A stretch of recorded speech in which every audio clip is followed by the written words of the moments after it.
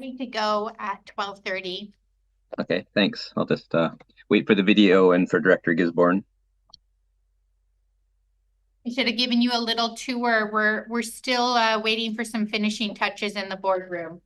Yeah, I was kind of trying to identify any places where Recording in some progress. they're missing. Oh, there we go. Okay, we'll just wait for all directors to be here and we'll call the meeting to order.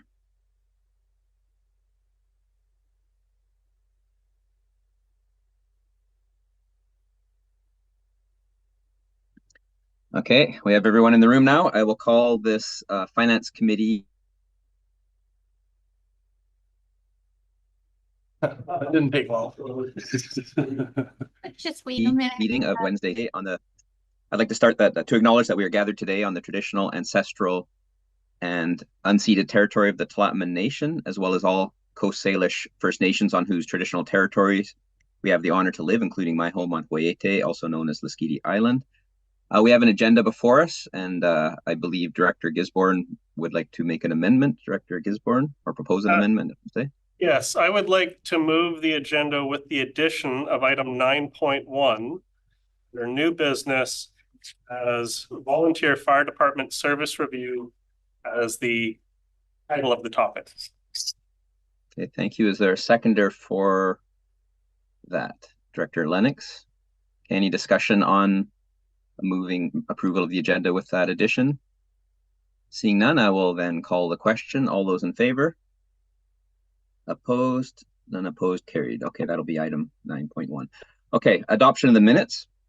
So we had a meeting on August the 7th. Are there any errors and omissions identified? And if not, would someone like to move adoption of the minutes? Director McCormick, Director Gisborne, thank you. Is there any discussion on this minutes? Seeing none, I will call the question. All those in favor? None opposed, or any opposed? Seeing none, carried. Okay, we have no delegations, no unfinished business. We have one item of correspondence from Joelle Sevigny from AFqa. Would anyone, it's with a request, so I'm actually going to suggest that we pull this one and consider that if anyone would like to. Okay, so that's item. So we'll just move on to business and bring that item up. Is anyone interested in making a motion? Director McCormick to write a letter? Yes, a letter of support. Okay, Second. thank you. Okay, Director Gisborne, is there any discussion on that? Seeing none, I think, well, I'll call the question. I'll just keep my comments to myself. I'll call the question. All those in favor? None opposed, carried unanimously, so that will come forward. Thank you for that. Okay, on to reports, 8.1, interim financial statements. So I would like to first offer to our Manager of Financial Services, Linda Greenan, if she's on the call, if she has any additional information she'd like to provide on these. Thank you, Chair. Through the Chair. I don't have any additional information. These are the interim financial statements, July 31st, 2024. And they are interim because we haven't posted all of the, adjusting entries for the month. And so I don't have, as I've noted, all of my concerns within the body of the financial statements. So other than those, I don't have any other concerns with the state. Okay, thank you for that. And I found the notes that are included in there very helpful for me to understand. So before I open it up for motion, is there any questions on this, Director Elliott? Thank you, Chair. So my question is the page 49 of 100. There is a surplus prior year operating for the waste management service. And I'm curious if we've earmarked that for anything or whether that would be something that could be also accessed for the later agenda item on the waste management resource center. Ms. Greenan? Thank you, Chair.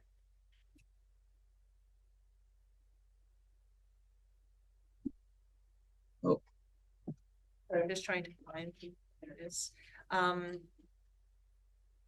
Yes, so we did budget for a $35,000 surplus in the, and that forms part of the revenue that we are using for the 2024 operating budget. So it's all incorporated. It is planned for use in 2024. Follow up? Yes, go ahead. If our resource waste management station is opening slightly later than we had expected, is our budget around operations expected to be different? Ms. Greenan? Thank you, Chair. I might suggest that Arnold or Jason reply to that question because they're in charge of the Resource Recovery Center. Mr. Cohenhoven, do you have, are you with us? Yes, I am. Thank you, Chair.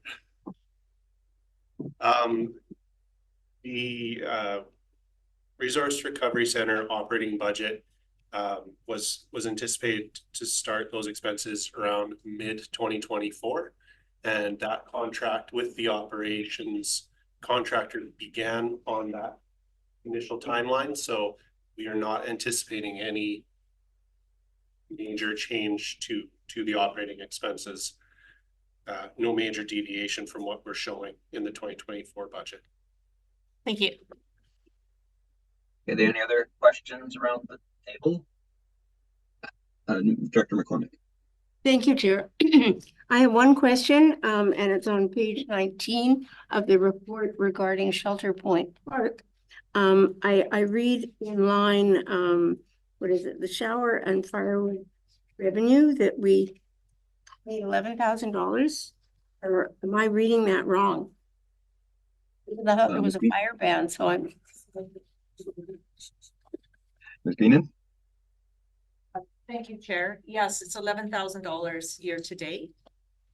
And that is more than we expected in the budget. We'd only budgeted $4,500, so we are $6,600 over the budget. So that's good, though. That's good, yes. And that's as of the end of July, correct? That's correct. There's still all of August to go through. And the other thing I noted on that same page, the line below the concession revenue, 1550, was that the revenue that we took in for the bid for the? That's the revenue that we took in. So we didn't know what was happening with the concession, so we didn't budget anything. So that is what we, that's what the contract was. Thank you. Okay. I have a question for Ms. Greenan, which is on page 50, and it's in the waste management service, and a number of the items related to handling and transport are quite, they're back to April and March, and I was just curious to know why, you know, is that just because of reporting issues, and you know why these numbers are kind of earlier and not as up to date as the other ones? Thank you. Through the chair. Yes, it's just because that's when they're recorded. So we wait to receive these, or sorry, we receive the invoices, reconcile them, and then once they get paid out, there is a little bit of a delay to having them recorded. Yeah. That's great. Thank you. Is there any other questions? Okay, so Director Gisborne. Oh, yeah. To expand on Director McCormick's question around Shelter Point, I see Haywire Bay as a very kind of similar trend with shower and firewood revenue being around $14,000 with a budget of $2,500. I presume that's the relatively same reason of, you know, got a lot of sales.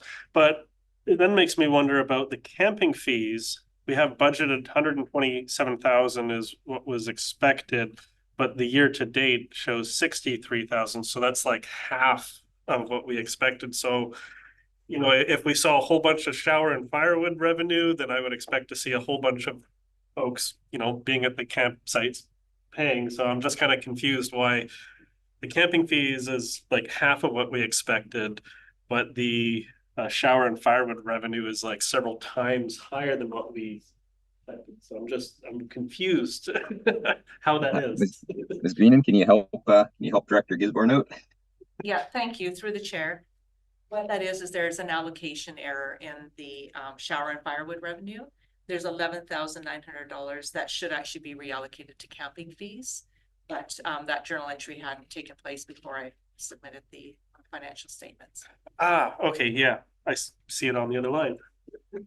Thank you, that does help my confusion. Very good. Are there, oh, sorry. Oh yeah, and the other one was solid waste management, which now I'm off on the wrong page. think 49. Yeah, tipping fees. We were expecting in our budget 1.6, roughly rounded up to 1.7 million. But what we have for year to date is 800,000, which is quite a bit less.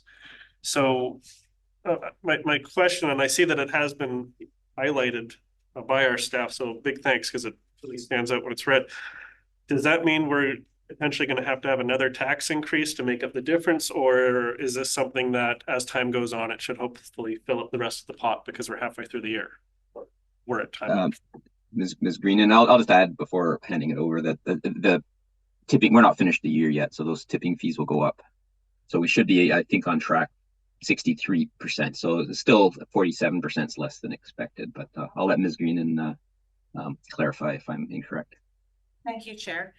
Yes, those are recorded to June, so you would expect 50%, but we did budget for the increase halfway through the year, and once that starts, then we expect that we'll be, close to, or at budget by the end of the year. So it's just a little bit of a lag because the fee change didn't happen until halfway through the year. Okay, perfect. That makes it clear in my mind. Thank you, Chair. Okay, you're most welcome. Any other questions? Seeing no hands, would anyone like to propose a motion? I'll move the motion in the package. Okay, thank you. Director Lennox seconded. Is there any discussion on the motion? Seeing none, I will call a question. All those in favor? Opposed, none opposed, carried unanimously. Thank you. So we're on to the item 8.2, qathet Historical Museum and Archives Association Service Contribution Agreement Amendments. And we have 5 separate motions and a extensive staff report. So I start with offering questions around the table if there are questions on this. Director Gisborne? Yeah, I see that there's a couple of options in the report, which I'm very grateful for. One of the options is that the board can deny the request for this $175,000 coming from the museum service, because it actually doesn't comply with the service establishment bylaw. The other option, which is in the package, is that we can amend the service agreement, we can amend the bylaw. My question is, if we went with option 1 where we denied the request, could we still use our grant and aid to provide funding for one-off capital projects? Would that be a way forward without them having to amend everything? Ms. Green? Thank you, Chair. I think that because the museum is a nonprofit society, it would be unusual to use our grants and aid because we do have a service for them. But I don't think that the board, maybe DAO can correct me if I'm wrong, but I think that the board could approve it. Right. That's my question, Chair. Thank you. Are there any other questions around the table? See no hands up. Would someone like to make a motion? Director Gisborne? Yeah, I would actually move option 1 in the package, the motion to deny the museum's request. And if there's a seconder, I'll speak to it. There's a seconder for that? Seeing none, would someone interested in a different motion? Director McCormick? I'll move the recommendation in the report. Option 2. Option 2, and this is for the first because they're all separate ones, so that to change the service establishment bylaw. Director Brander seconding. Is there discussion? Seeing Director Gisborne and then Director Elliott. Yeah, I actually remember the history of this service. Before 2018, it was funded by our grant and aid, and as we've learned, we start to do some things a little differently where we do multi-year funding agreements. But for this particular item, it was felt in 2018 that we can actually establish a new service to guarantee that funding going forward. One of the concerns, though, was capital. capital expenses can directly impact operations. The item that was requested, the 178,000 or 175, I don't remember, was for something very specific to, make sure that those shelves and all the materials are kept safe. And I'm totally in support of providing the $175,000 for that. Absolutely. It's not like they're building a new office wing. They're not building something that's going to make the operations double. This is just something to make sure that what they have is preserved. So that's why I would support that particular request. But what's before us is to change the service establishment bylaw. And that's not a small thing. Service establishment bylaw is what restricts the board from, giving funding for things that the board may not want to provide funding for.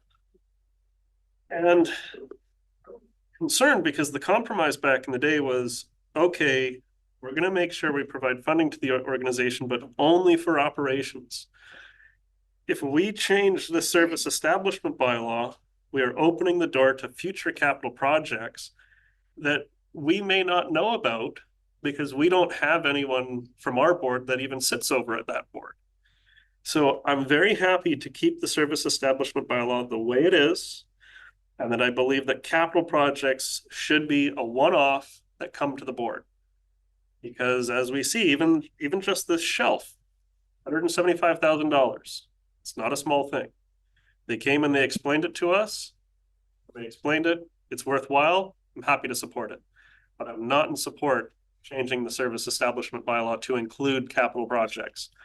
Because it could be next year, it could be 5 years, it could be when none of us are even at this table. But to include capital, I think, is a mistake. We don't include capital when we fund our library. It's a similar kind of setup. And if you read the existing service establishment bylaw, it even spells out that each director gets one vote. So we don't do the weighting vote on that one, which is an interesting variation from the usual modus operandi. So that's why I do not support this motion, because I do not support changing the service establishment bylaw. And there's a whole bunch of other motions, which I think it's just going to require a lot of work. And really all we're trying to do is give $175,000 for a shelf. And I'd just be happy to do that through grant. Thank you, Director Elliott. Thank you, Chair. I'm in favor of the motion. I think the wording is restricting to capital improvements that are directly related to the operations, not all capital improvements. So I think it's a little misleading to treat those the same. I think museums in general are more likely to have capital things like shelves or particular types of stands or glass cabinets that are related to displays that they need to do. And I think this adds flexibility to the museum's board to show things and do things that a normal curator would have to look at their budget and figure out. The current wording is overly restrictive for a museum, in my opinion. And I think this is a really good change. So I'm in favor of the motion. Thank you. Is there any further debate? I'll add myself on this, and I'll concur with Director Elliott. I'm a member of the Lesquiti Island Community Archives Committee, and very small, of course, much smaller than the qathet one. But it's, this is fundamental to operations. So I really appreciate staff's nuance in bringing this forward and trying to draw a bit of a line between, capital in terms of larger long-term improvements and really providing us with information on what that means, that increases the kind of asset base versus something that might qualify as capital, but actually is really fundamental to operations. And it's kind of, they need these shelves and things like that. And if they, we control the budget. So I think if there's other uses that fit within that definition and similar, I think the museum will use the money responsibly and, will carry on their operations. It gives it a little bit more flexibility in how they carry out their important activities. Director McCormick. Thank you. Ms. Greenan had a comment. Oh, Ms. Greenan? Thank you. Chair. For the chair, I just wanted to clarify one thing that was mentioned was that We don't fund capital for the library, but we do actually, in their agreement, we do fund, this same sort of wording where we fund capital projects that directly relate to the operation of the library, but we don't fund, improvements to the facilities. Okay, thank you, Director McCormick and Ms. Greenan. Is there any further discussion on this item? We're on the first motion in the package. Okay, seeing none, I will then call the question. All those in favor? Opposed? One opposed, Director Gisborne. Motion carries. Okay. Director Dowd. I just want to clarify that I don't think we were voting on the resolution in the package on the agenda. No, we're voting on option 2 in the report. Yes, it's the Same thing. corporate officer. Correct me if I'm wrong. It's action recommendation 1, which refers to option 2. Is that what we just? Yeah. So currently we just voted on 8.2.1, which is option 2 in the staff report. Yes. Just want to be clear on that. Yeah. A lot of different wordings in front of us. Yeah, exactly. It's motion 1 in our package, which is option 2 of the report. So quite good to clarify that what we're doing here. There's a second recommended motion. Would someone like to move that or something different? Director Dowd? I'll move the motion that's in the package. Okay, thank you. Is there a seconder for that? Director Brander, discussion on this item, this motion. Director Lennox? Yeah, thank you, Chair. Just maybe a friendly amendment. The wording says the regional district will share cost. I suggest we consider may share to allow us flexibility and to assess each situation as it arises. If we use wording like will or must, then we must. So. Okay, so is that a motion for an amendment to? It is. Okay, so is there a second? So that's to change the word will to may consider? Is that, or may share? Is that what you wanted? May is fine with me. I think we. Okay, so changing the word will to may. Director Gisborne seconded it. So on the amendment, is there any discussion? Seeing none, I will call the question on the amendment. All those in favor? Opposed? None opposed. So now we're back to the main motion with the word may share the cost in the cost. Is there any further discussion on the main motion? Seeing none, I will call the question. All those in favor? Opposed? None opposed? Carried. Thank you. As a third motion, is there interest in that one? Which is that right. So this is for option 1. This is the contribution agreement. Director Elliott? Do we need to move them all separately, or can we just move 3, 4, and 5? Well, they have a corporate officer. They have periods, so there's no and. So I have understood that when that happens, we need to move them separately. Is that correct? Typically, that is how we would address them, Chair. Okay, I'll just move the 3 then. Okay, thank you. Is there a seconder for that? Director Lennox, discussion on this one? Director McCormick. Thank you. So this is recommending payment 50% January 1st and 50% August 1st. But I thought they were looking for 3 payments a year. Is this what they're requesting, or is this what staff feel that is appropriate?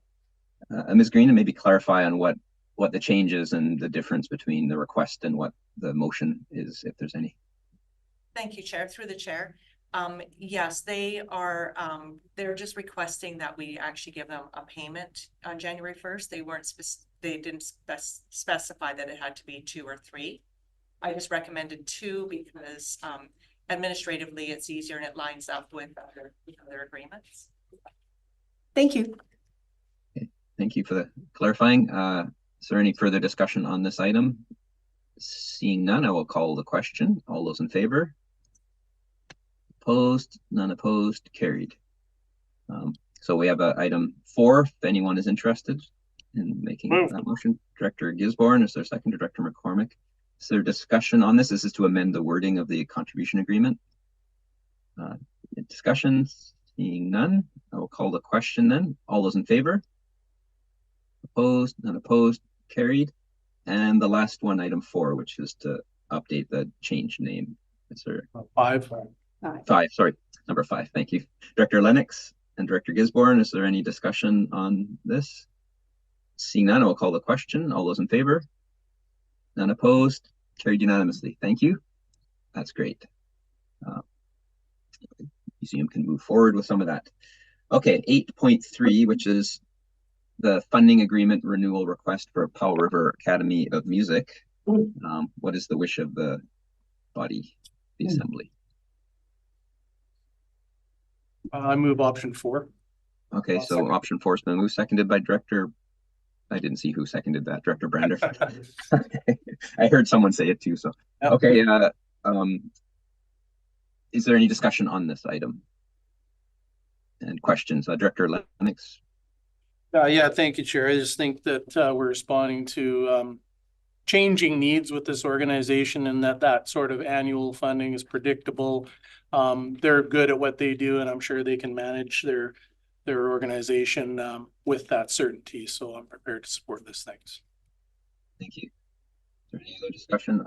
I'll just add my words, which is that it evens out over the 4 years. They may have, clearly they have this change in years, but then if it goes from odd to even or something happens, we can't get out of sync. So just averaging it out and saying we can't try to adjust that dynamically. So we're just going to average it out and have that stability over a time frame that matches their overall. So I think it's a good balance. I see Director Gisborne. Does he see anyone else's hand up? I believe Director Elliott and then Director Doubt were before me. Okay, Director Elliott, Director Doubt, and Director Gisborne. Thank you. Director Elliott. Thank you, Chair. So I'm curious about the organization's desire and whether this motion matches what it was they were hoping for, and if staff has an answer for that. So I'm not. So is this, I guess, for Ms. Greenan? Thank you, Chair. No, it doesn't actually match what they were asking for. They were asking for, again, just the renewal of the way that we had it with the 15,000 on the even years and 3,000 on the odd years. I just thought that it made more sense to have it evened out from year. So that's why I put that option in there. And I think that, while they might be expecting 15,000 this year because it is that even year, I think that they would be happy with getting the same amount every year. So is the odd even attached to a particular event where they have?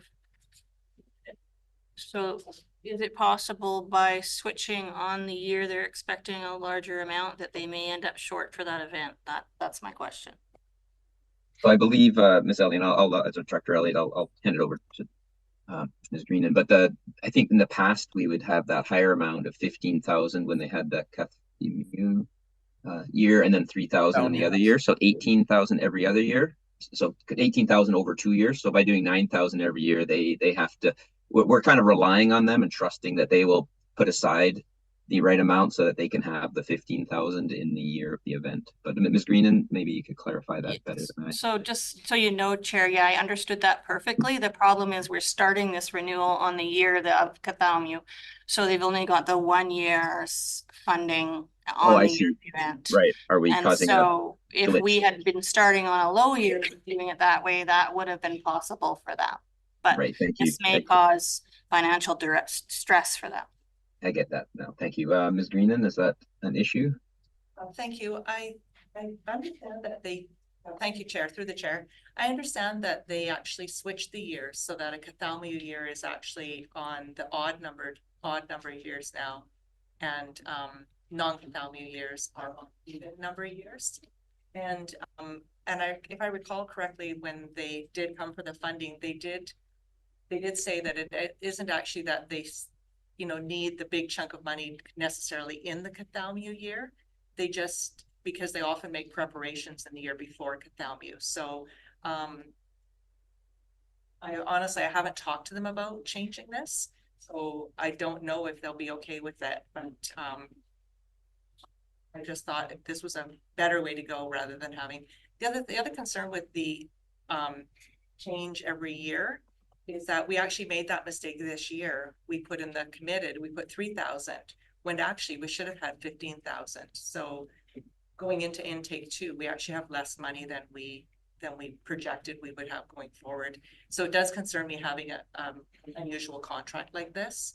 And so this would even it out. I don't know if we want to ask, I think we have someone on the line from the Academy of Music. We might want to pose the question to them.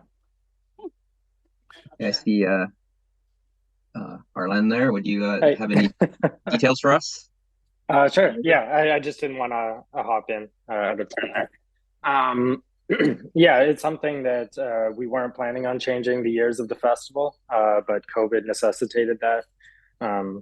And now, where we are now, I think it would be okay to change it to even through both years, as we do kind of look at it on a 2-year basis. And my concern still too, I haven't looked at the numbers myself, the direct implication of changing it this year versus if it happened next year. And that would just be kind of seeing a cycle through. I would have to determine that. Great, thank you. Does that address your question, Director Elliott? Yeah, so my comment, I guess, is I'm in favor of putting the recommendation to the board and hoping we could get a clearer answer before it comes before the board. Okay, thank you. And Mr. Smallwood, just for your information, this will go to the board. So if there's any information you have for us, you know, you can provide that to staff, and that could maybe help inform us a bit better then. Director Doubt. Yeah, trying to remember what I was going to ask. Oh. Well, my impression, just so I know what's really happened or what hasn't happened, is that from reading the report, it looks like the report is directed at sorting out the regional district's financing and grant applications for this year. And my question was going to be, has the Academy of Music agreed that they will be satisfied with this? Because I think logically, the Academy would be expecting to receive $15,000 and may have budgeted for that already this year. And I would hate to change that without having an agreement from the Academy of Music that they could deal with that. And I respect that there's a person from the Academy of Music here, but are they a spokesperson for the Academy of Music saying that's okay with them and it'll fit into their budget needs? And I'd like to know that before we vote on it. Thank you. Ms. Greenan, do you have any information that can help us help Director Dote's question? Thank you, through the chair. No, I don't have anything. But I imagine what we could do is, I guess an option would be to postpone this until we talk to the Powell River Academy of Music's board. So to follow up, I'd like to make a motion that we postpone this until we've heard from the Music Academy. Okay, seconded by Director Lennox. Okay, discussion on postponement. Director Gisborne. Yeah, I was next on the speakers list, so usually I'd be a little annoyed, but I'm absolutely not annoyed because what? Yeah, I had some similar concerns, and I was thinking a postponement might be in order. So thank you, Director Doubt, and I'm in favor of the motion. Thank you, Director Elliott, Director McCormick, and then Director Elliott. I don't know who's going to. Yeah, thanks. Just to say, yeah, I postpone it. I think wherever we can talk to the community group beforehand, it makes so much more sense than trying to resolve things after the fact. So great motion. I support it. Director Elliott. Thank you. So this is Finance Committee, and it would rule we could I think we've made it clear that we're hoping to hear from the Academy of Music before decision happens at the board. So I would still be okay with forwarding it to the board at this point. And if it landed at the board level without an answer, we could postpone it at that time, because postponing here means it has to wait till another finance committee and then go to the board. And it might end up with a time delay that is unnecessary. So that's my thoughts on that. I think we're prematurely postponed. Thank you for that. Now, maybe I'll turn that into a question for Ms. Green. Is there any time delay or difference from our perspective, from staff's perspective, if we were to postpone to the next finance committee versus passing the motion before us and then potentially postponing it for, just 2 weeks. So that's a 2-week difference. Is there a difference from timelines between those two? Thank you, Chair. Through the chair, I don't think, I don't have a concern with our timelines. I'm just more concerned with, if the Academy of Music has to go to their board, they might have a longer timeline to get the answer. If they Right. need a resolution from their board, so postponing it to the next finance committee might give them a bit more time. So I see the corporate officer. Did you have your hand up? No, I was going to suggest, thank you, Chair, that if we didn't have the information by the board meeting, then it could be postponed at that time as well. But either way, it would be addressed in October. Right. Okay, thank you, Director Elliott. Just small follow-up. I think we have less finance committees per month than board meetings. And so postponing at a board meeting is generally quicker than postponing at a finance that then might, it could be quite a while. If we did need more time, I think postponing at the board is still more flexible. And I think that we should not pass this motion and we should decide to postpone if needed at the board level. Thank you. Director Gisborne. Yeah, I'm kind of torn now. But one of the things that came up in the conversation around this table was about the second intake for grant requests, which I believe is in August. The second intake, when we deal with that, I believe it's going to be at our next finance committee in October. Is that correct? Ms. Greenan? Next grant intake? Thank you. Through the chair. Thank you. Yes, we plan to bring that forward in November because what happens is the August 31st is the intake deadline. And then we have September to check all of the applications, make sure that everything is included, nothing's missing, and get back to those applicants. And then once we get all of that information, which is the end of September, it wouldn't need to put it to the November Finance Committee. So it won't be until November. Oh, okay. Yeah, because my thoughts were if we were to be taking a look at the second intake of grants and take a look at the Academy of Music, because one of the things that came up was, we didn't allocate enough sufficient funding in our grants to actually meet that 15,000 because it went in as 3,000. So I was more in favor of having this postponed so that we can look at it all holistically. But if that's going to be all the way into November, that might be a bit of a long time for the Academy of Music. I might actually forget what we talked about today by then. So, Director Dowd. Yeah, well, I think we can make all of these motions as complicated as we want them to be, or we can make them simple. And being a simple person, I like to have things simple. And my motion was intended just to postpone this till we get an agreement from the Music Academy that they could work with it. Now, we may be able to get that agreement from them in 2 days, or it may take 2 weeks, or it may take them more than a month. But if they're done before our next board meeting, it wouldn't be the end of the world for me to see it come to a board meeting with a decision based on this motion to postpone. It wouldn't be the first time motion has showed up directly at a board meeting.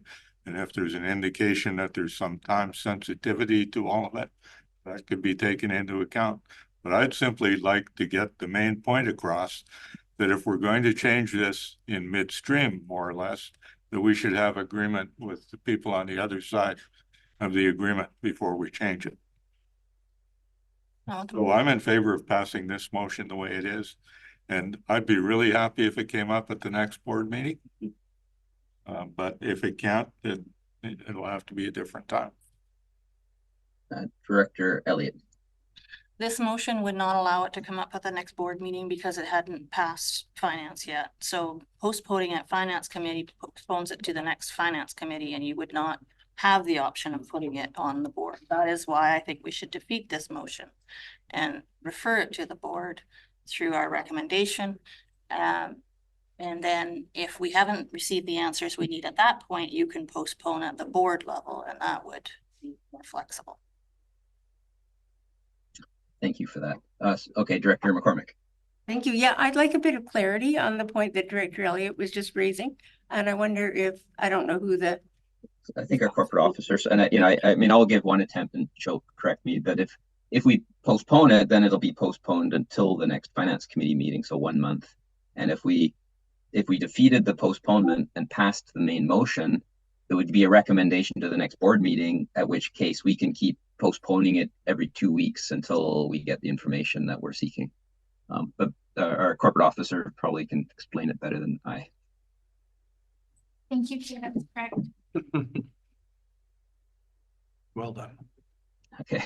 That's what I was saying. So is that clear? Maybe before we go to the motion, I'm going to ask Mr. Smallwood a question. So I guess the discussion we're having is whether we provide more time now for the Academy of Music to get back to us, or whether we, try to expedite the process a bit, and, it's sort of a difference of 2 weeks, or whether we get in a, as Director Doubt said, this category of 1 month possibility of postponing, or 2 weeks.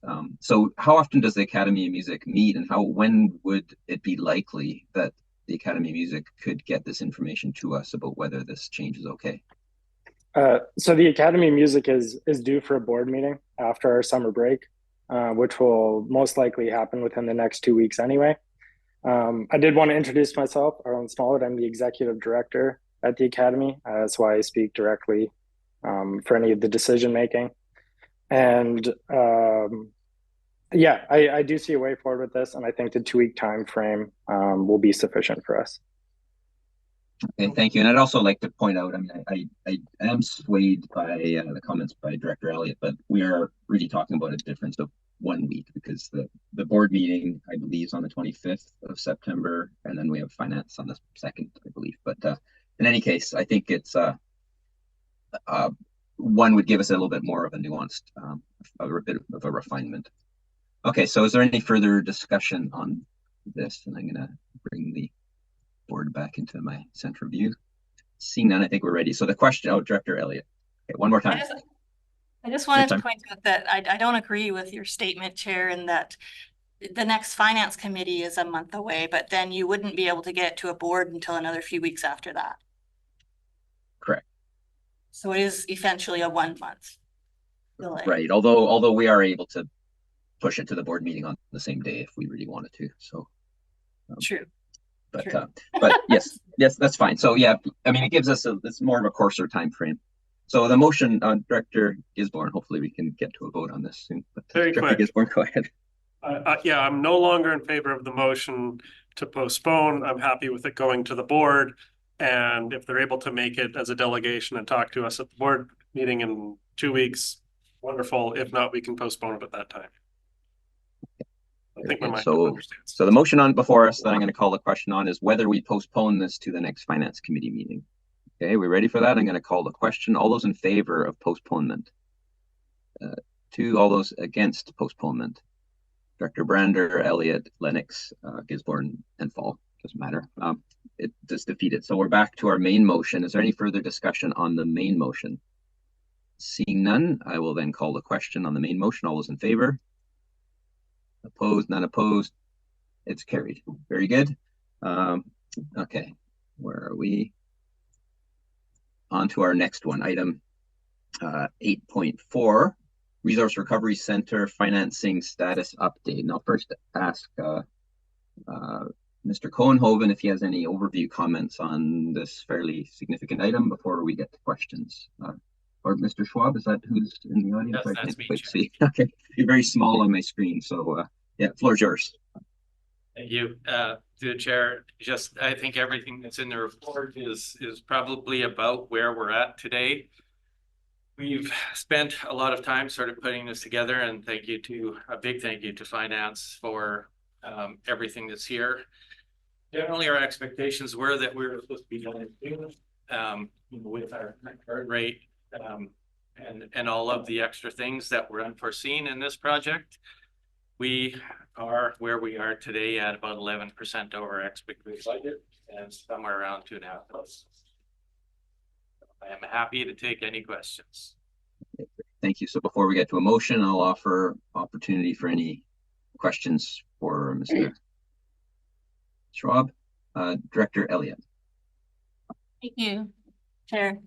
So my question is, how close are we to being certain that we know all of the things we need to know to ensure that we're not like gonna even be higher by the time we're finished? So that's my question. How much certainty do we have on our final numbers in this presented report? Mr. Schwab. Through the chair, it's a very good question. We are putting a bit of contingency into this number that we've put forward. We are finding things every day, places where there should be concrete bollards where people have found that they have issues with driving around the site. We've added some bumpers and things like that, so we know there are other things that will come up. This number we're putting forward accounts for everything we've done to date. We have occupancy on most of the site now, so we are at the point where we are really just cleaning up those smaller items. And we are fairly confident that this is the. Does that answer your question? Are there any other questions, Director McCormick? Thank you. I'm looking on page 8 of the report. 2024, the final revised project estimate, 25,148,000, etc. Is this the capital cost of the project? Plus whatever happens in the next little bit to finish it off? Mr. Schwab? Through the chair, yes, that will be the final capital costs. Based on how everything is categorized, that does include the site closure and all the previous work that's been done to date as well.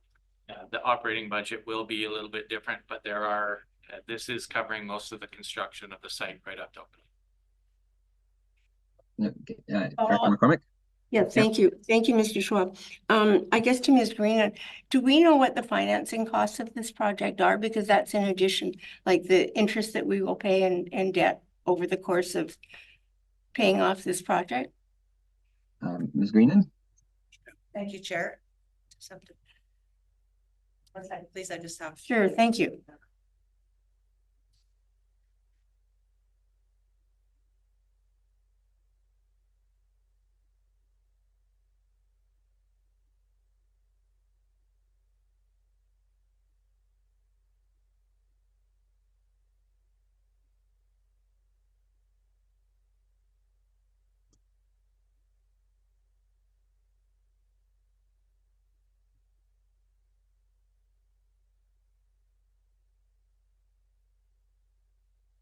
And I will note, Director McCormick, while we're waiting, for the proposed options, there's information on the principal versus interest for option 1 at the bottom of page 5, with that would be all borrowing, and then for option 2, it doesn't maybe have it, but the option 1 has shows the principal and interest. Annual, because of course that'll change over time. Yeah.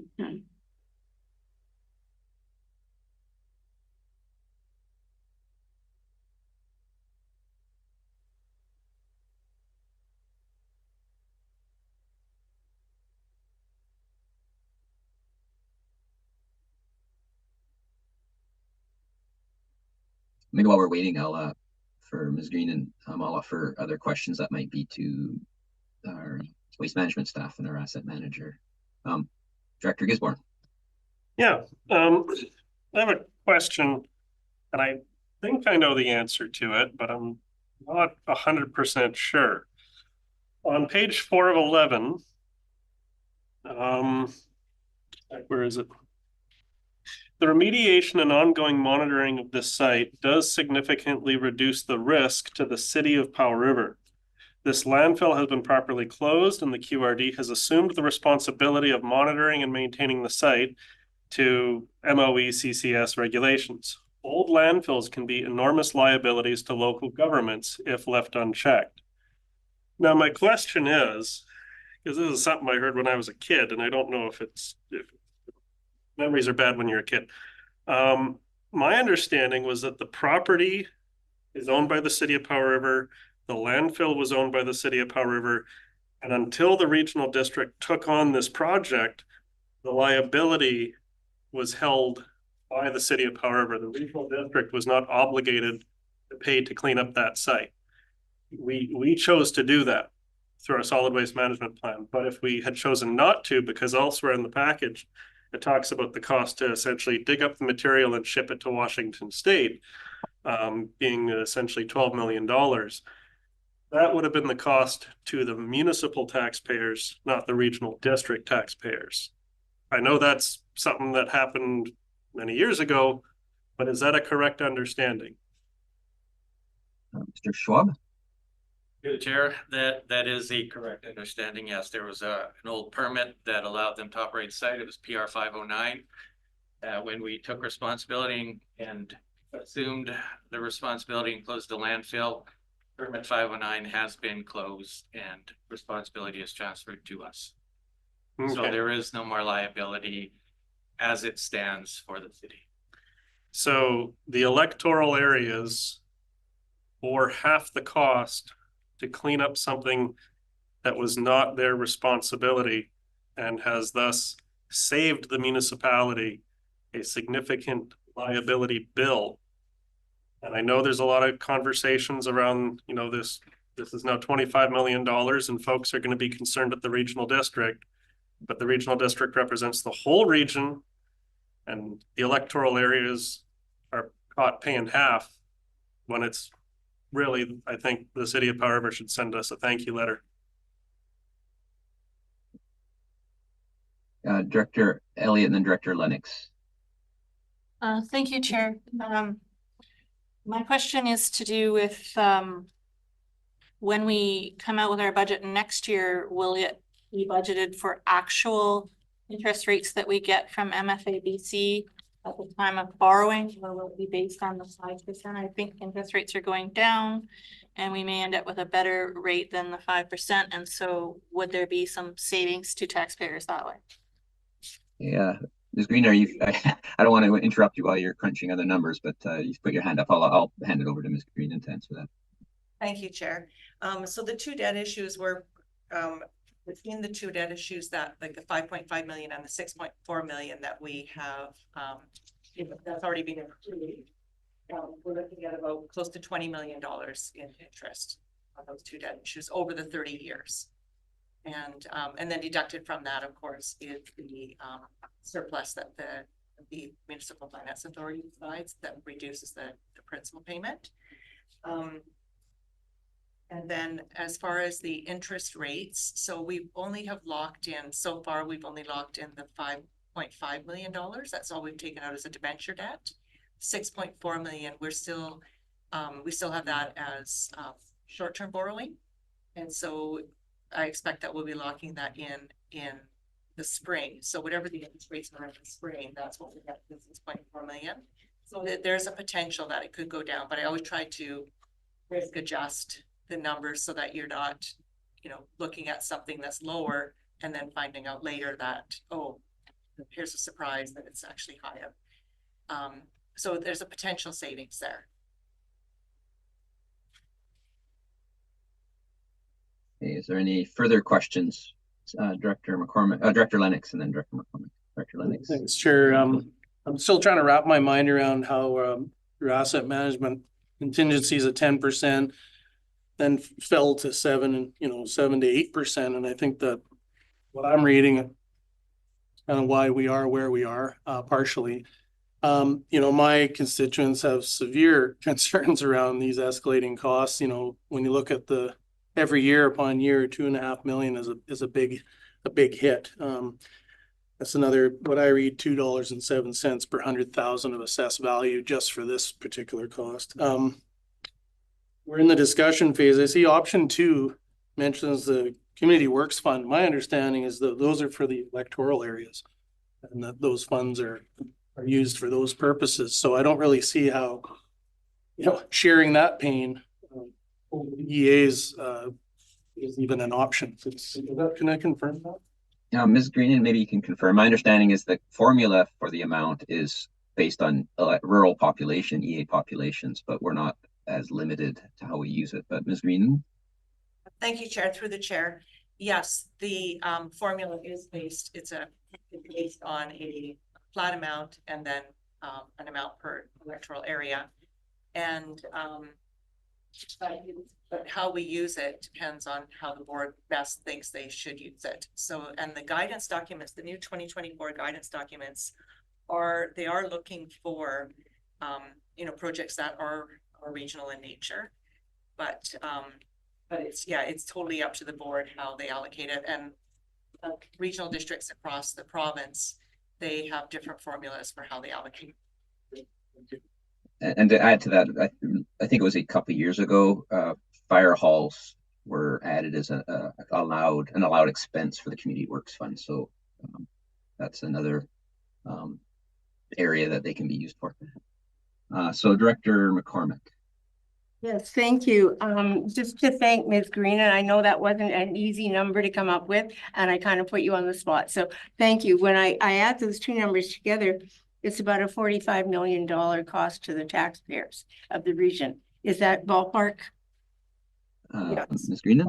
Okay, yeah, thank you. Yeah, thank you. That's all for right now. Can you repeat that number? Sure. I may through the chair. The number quoted in the report was 25 million and change. The number quoted by Ms. Greenan for the interest over 30 years to finance that was 20 million. So adding the 20 and the 25 together equals 45.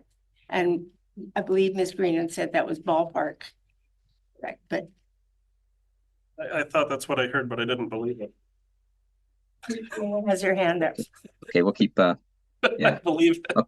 Okay, we'll keep one speaker at a time. I have one question for Mr. Schwab, which is not directly finance related, but is related to the certainty that Director Elliott was talking about. So the report stated that by the time of the report, the transfer station would be opening, and then within the next 6 to 8 weeks or something, the other aspects of it. So is that all on track to carry on? Is that functioning? And because the more, the sooner we get to opening, then the more certainty we have that the costs are kind of getting into the rearview mirror. Thank you, Chair. I will actually direct it to Cohen Holman because he has a better grasp on it. He's immersed in it every day. Yes. Through the chair. So we now have occupancy on the transfer station side of the site, which is allowing us to start to handle waste and organics materials. We're in a testing phase right now, and we hope to expand that to the general public in just a few weeks. It is a new facility. We're learning a lot about it. And so every day we find a new challenge that we get to work on. We will open that as soon as possible. The recycling side of the site is still a few weeks away from getting occupancy.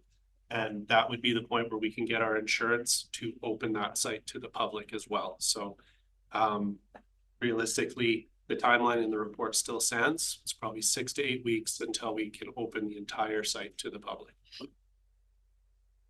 Great, thank you.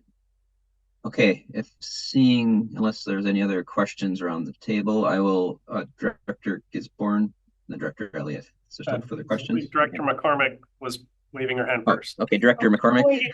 Ms. Green You're pointing. Okay. Go ahead, Director Gisborne. Ms.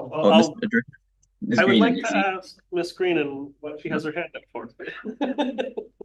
Thank you, Chair. Through the chair, I just wanted to clarify about the 45 million. So one thing I did want to mention too is the actual cost to the taxpayers in Powell River is the 14.1 million, and then about $20 million for the interest. But then we also had the grant $7 million of grants that were, that were from the Strategic Priorities Fund, which is the federal tax funds.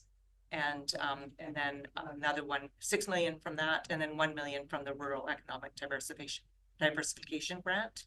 So that's not on the taxpayer. Thank you. And Director Elliott, you had a further question? Yes, please. I wanted some clarity around the Community Works Fund agreement clauses in the report that indicate that under the 2014 to 2024 Community Works Fund program will be required to be spent within the 5 years of entering into the 2024 to 2034 Community Works Fund agreement with UBCM, and approximately 1.4 million is unspent funding from the 2014 to 2024 agreement. I wanted to know if the new agreement for 2024 to 2034 comes with new money and it has a different spending timeline, and it's just the 1.4 that has to be spent within the 5 years. I just wanted to understand that a little better. Ms. Greenan? Thank you, Chair, through the chair. Yes, there is in the new agreement, there is a stipulation that we have to spend the funds that we have left over from the 2014 to 2024 grant within 5 years. And then there is no, sorry, I'm just looking through the agreement right now. The 2024 to 2034 deadline. And that comes with new money to 2024 to 2034? Yes, 2024 to 2034 comes with new money. The amount of money is increased a little bit. We were getting $377,000 per year, and now we're going to get 400. It's not a huge increase, but $406,000 per year.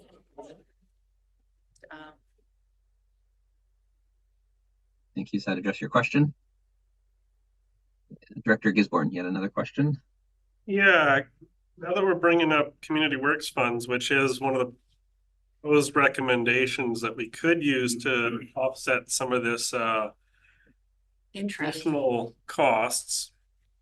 I'm looking at our past financial history. We allocated $600,000 of Community Works funds towards this project already. So that was money allocated to the electoral areas for electoral area ideas kind of things. But of course, it's up to the board.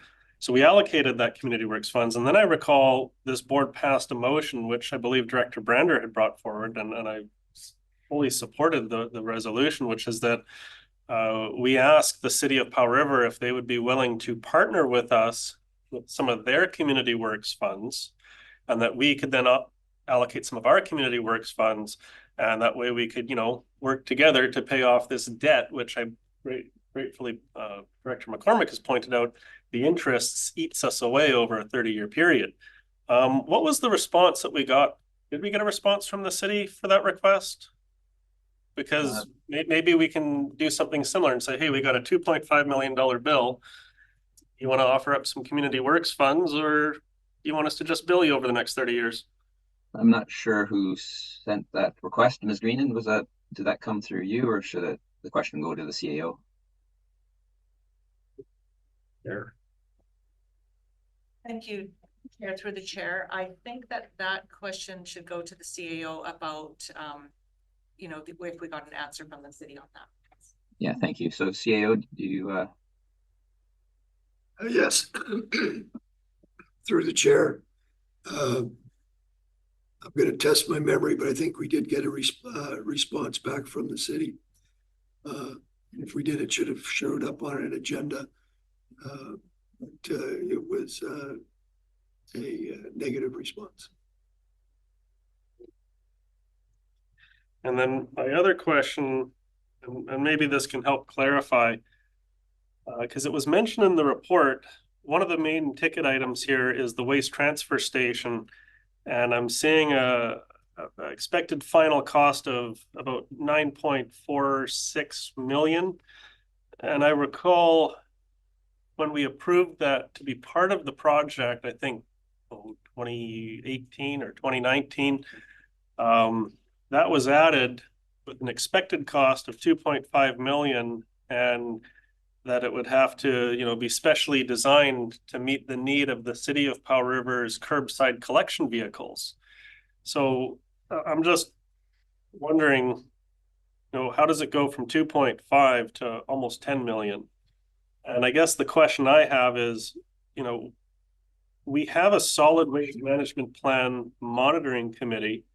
And I would hope that a lot of these kind of items would go through our solid waste management plan monitoring committee, because this is the implementation of our solid waste management plan. And I'm wondering, has that committee seen this report and given any input? Have they even met this year? I'm not sure I might have to answer that, but Mr. Schwab, I believe that might be, we'll start with you. Thank you, through the chair. Sorry, I just got a little bit of that, but as far as I know, I have not seen a meeting of the Solid Waste Monitoring Plan Committee. I'm not even sure I'm invited to it. It may have changed.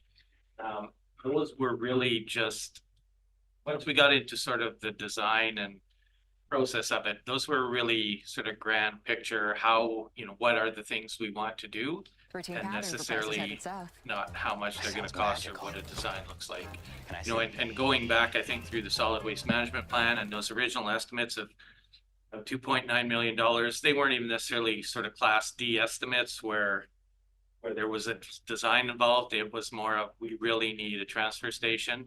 And at the time, you know, what is a building cost? It was about probably $2.5 to $3 million, but it didn't include a site office. It didn't include a scale house, scales, and the actual transfer station itself. So, you know, some of those numbers are probably not realistic. They were 100 kilometer above overview type of concepts. Okay. I guess that answers my question. I guess I'm just, I spent a little time over at the city on their liquid waste monitoring committee, and they were looking at items related to, you know, as different costs or contracts were coming in and they had to go in camera. And I'm just, I guess one of the questions that I'm going to be getting asked is oversight. And I recall being asked 2.5 million for a waste transfer station, and now it's coming in at almost 10.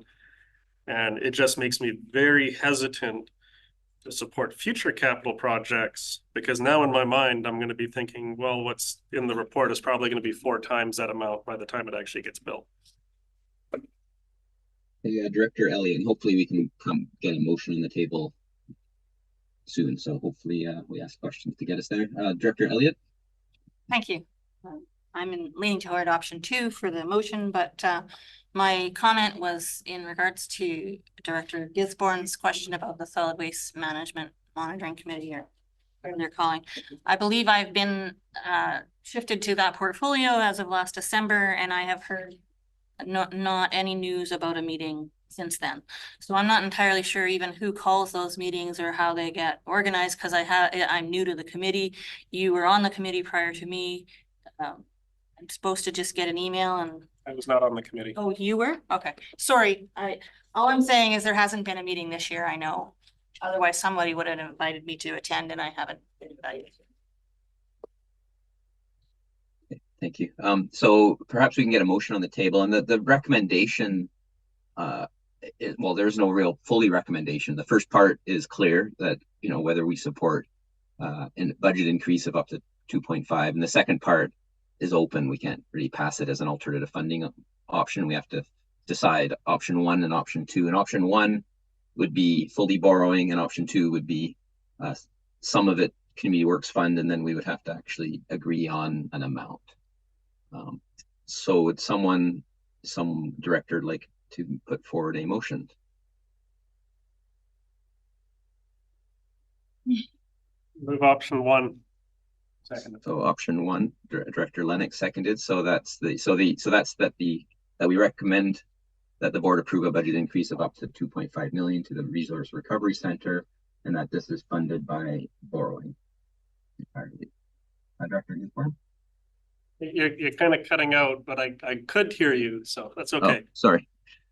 I would love to support option 2, but if the municipality isn't willing to hand over even $1 of their community works funds, then I don't see that it'd be appropriate for us to hand over the electoral community works funds. Later on the agenda, we have some very concerning items related to the Lund Waterworks system. We have, Myrtle Pond water system. There's things around fire stations. There's even improvement districts, which we could use our community works funds to transfer through the regional district to an improvement district so that they can deal with their upgrades. And if we're going to put electoral area community works funds toward a shared project with the municipality, then I would like to see, the municipality at least be willing to discuss it with us. But, getting a flat no, well, that makes my decision very easy. Flat no from me too. So option one is, I guess, the only way forward, even though I'd like to vote against it. But. Thank you. Is there any other comments, Director McCormick? Yeah, thank you. I don't like either option. I second that. Of the two, I support the recommendation on option one. As you all know, I've tried to address the issue of community works funding at this table, and no changes were made. But the direction that Director Lennox, raised in his commentary regarding community works funding being for electoral areas, I totally support that. 100% support that. And so for that reason, I'll go for option one, even though I know it's an added cost to the taxpayer. But it's, I guess, a matter of principle. That funding is dedicated for electoral areas, and we have not used it for that purpose.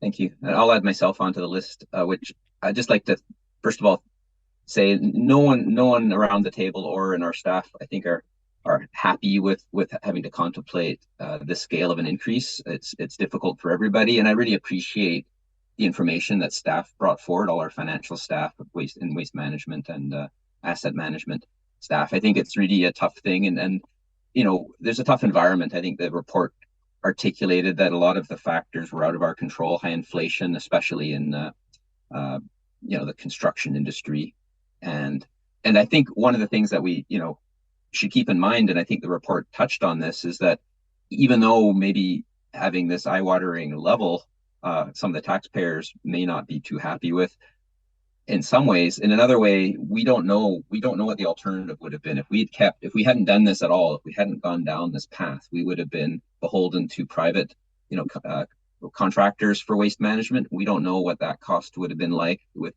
how that would have been moving forward. And if we'd done some other options, we don't really know. So it's not really this amount of money versus nothing. We would have had a cost, and it might have showed up somewhere else. So we would have been bearing it. And at least this way, we're close to completion. I think in the long run, we'll be very happy to have this service and this resource recovery center, and we hopefully get the capital costs in the rearview mirror so it can be operating, and then we can take it from there and move on with it. But I support also option one. I think the community works fund, we have some money in it, but it's not that much when you start looking at the other needs that we have around. So I support the comments made by other electoral area directors around the table. So any other comment, Director Doubt? And then Director Elliott. I'm not surrendering. Okay. White flag.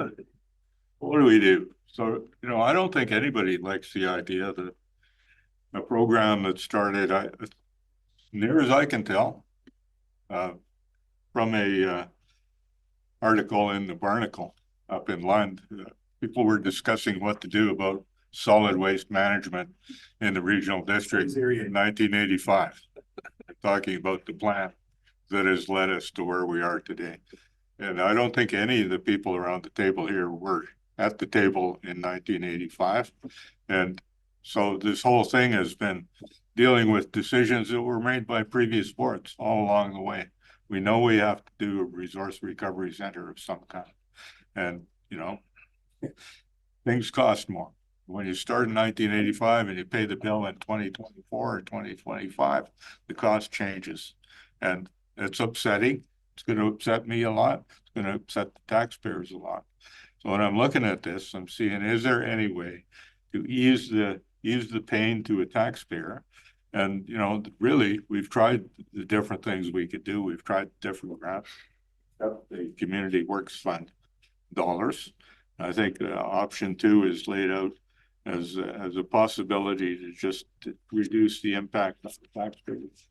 And it might be worth trying to talk to the city again with a little bit more fleshed out idea on how much who would pay and how much difference it would make to the taxpayers. So I'm actually in favor of option 2, trying to have a go at that, because I think it would reduce the impact on the taxpayer.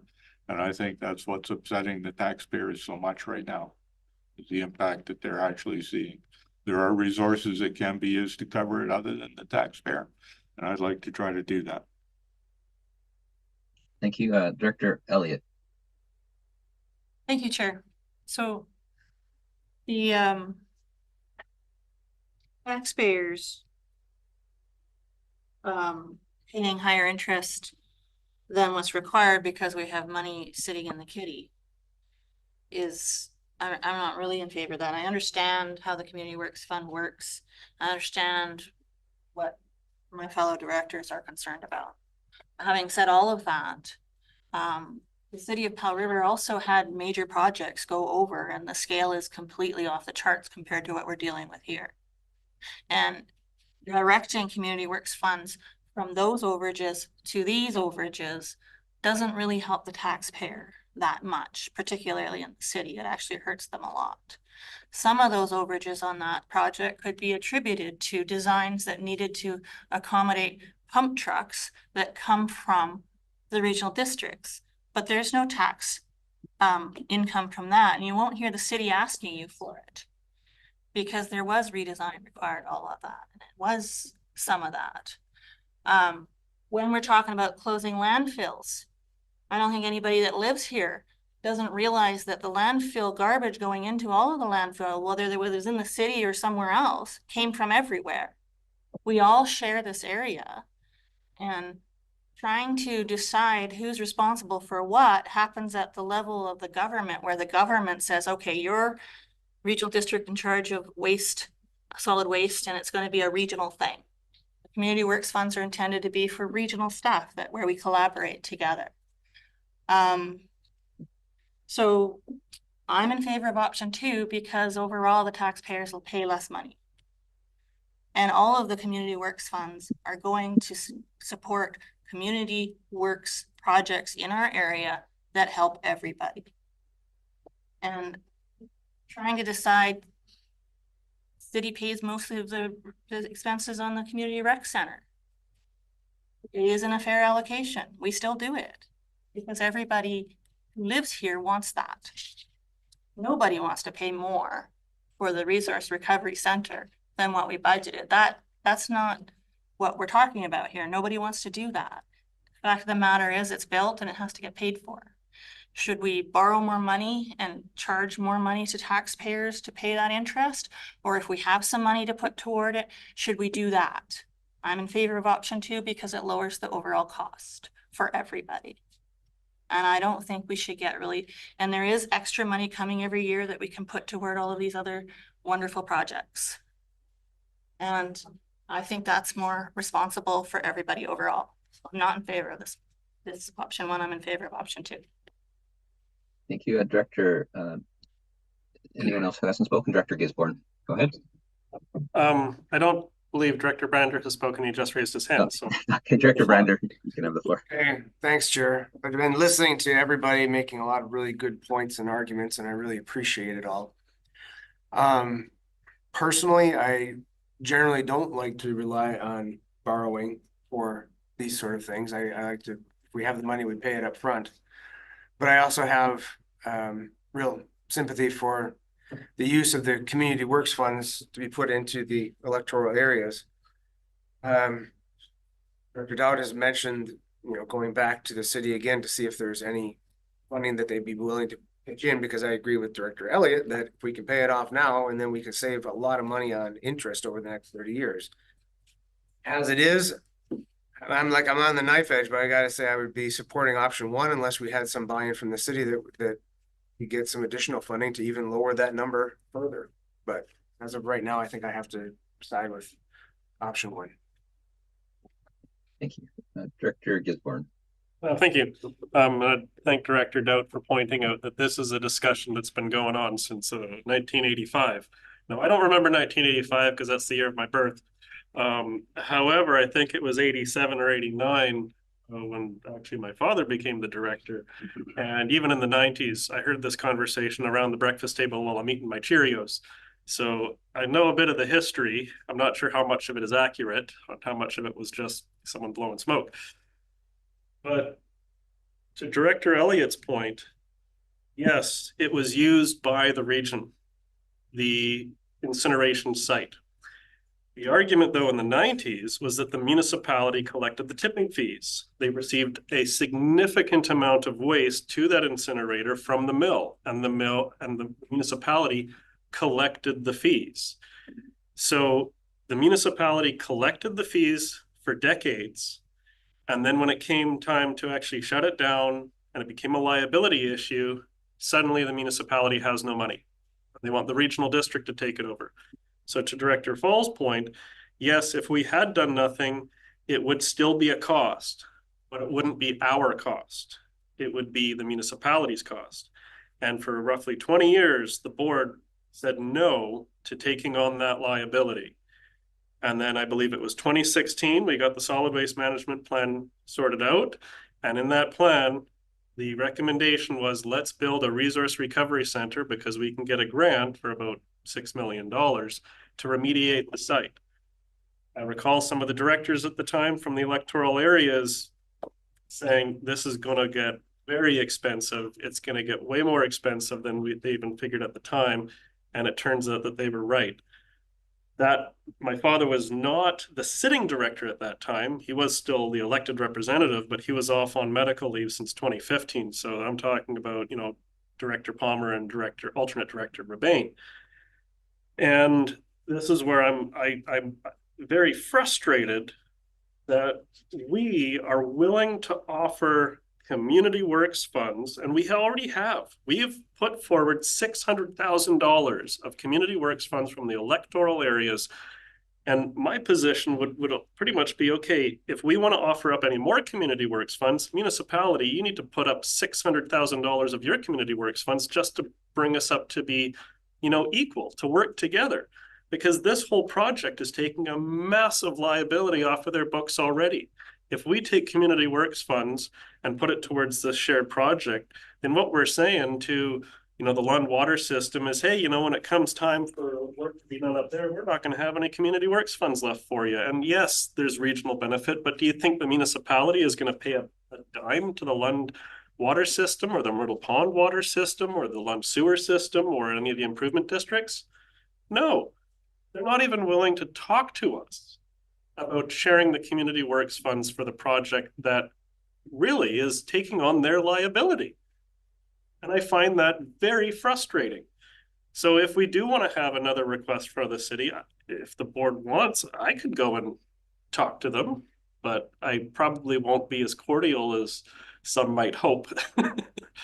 Because I do feel very strongly about this. And now here we are with a project that, early on you hear 6 million, then it becomes around 8.5, and now it's roughly 25. Yes, we got a good grant, but there's going to be an ongoing cost. So I actually disagree with the comment that this will be in the review mirror. This will be in front of us for the next 30 years as we pay off the debt. It is not in the review mirror. It is going to burden the taxpayer.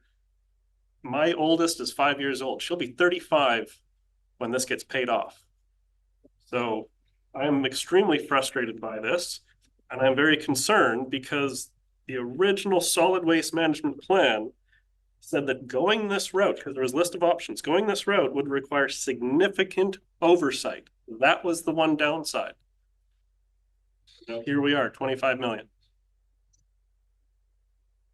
Okay, so we've had quite a bit of discussion around this. The motion on the table is to increase the budget by 2.5 million and to do so by borrowing, option 1.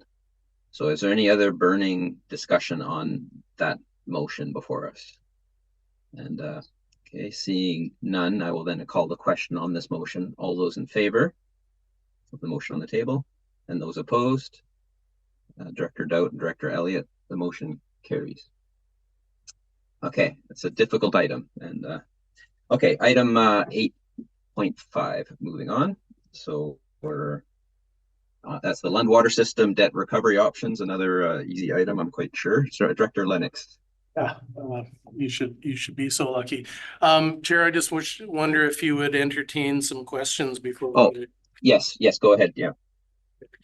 I'd actually like to hear from the other directors. I have a bit of a list, and we also have the receiver in the room, so we may be able to get more accurate answers than I can give.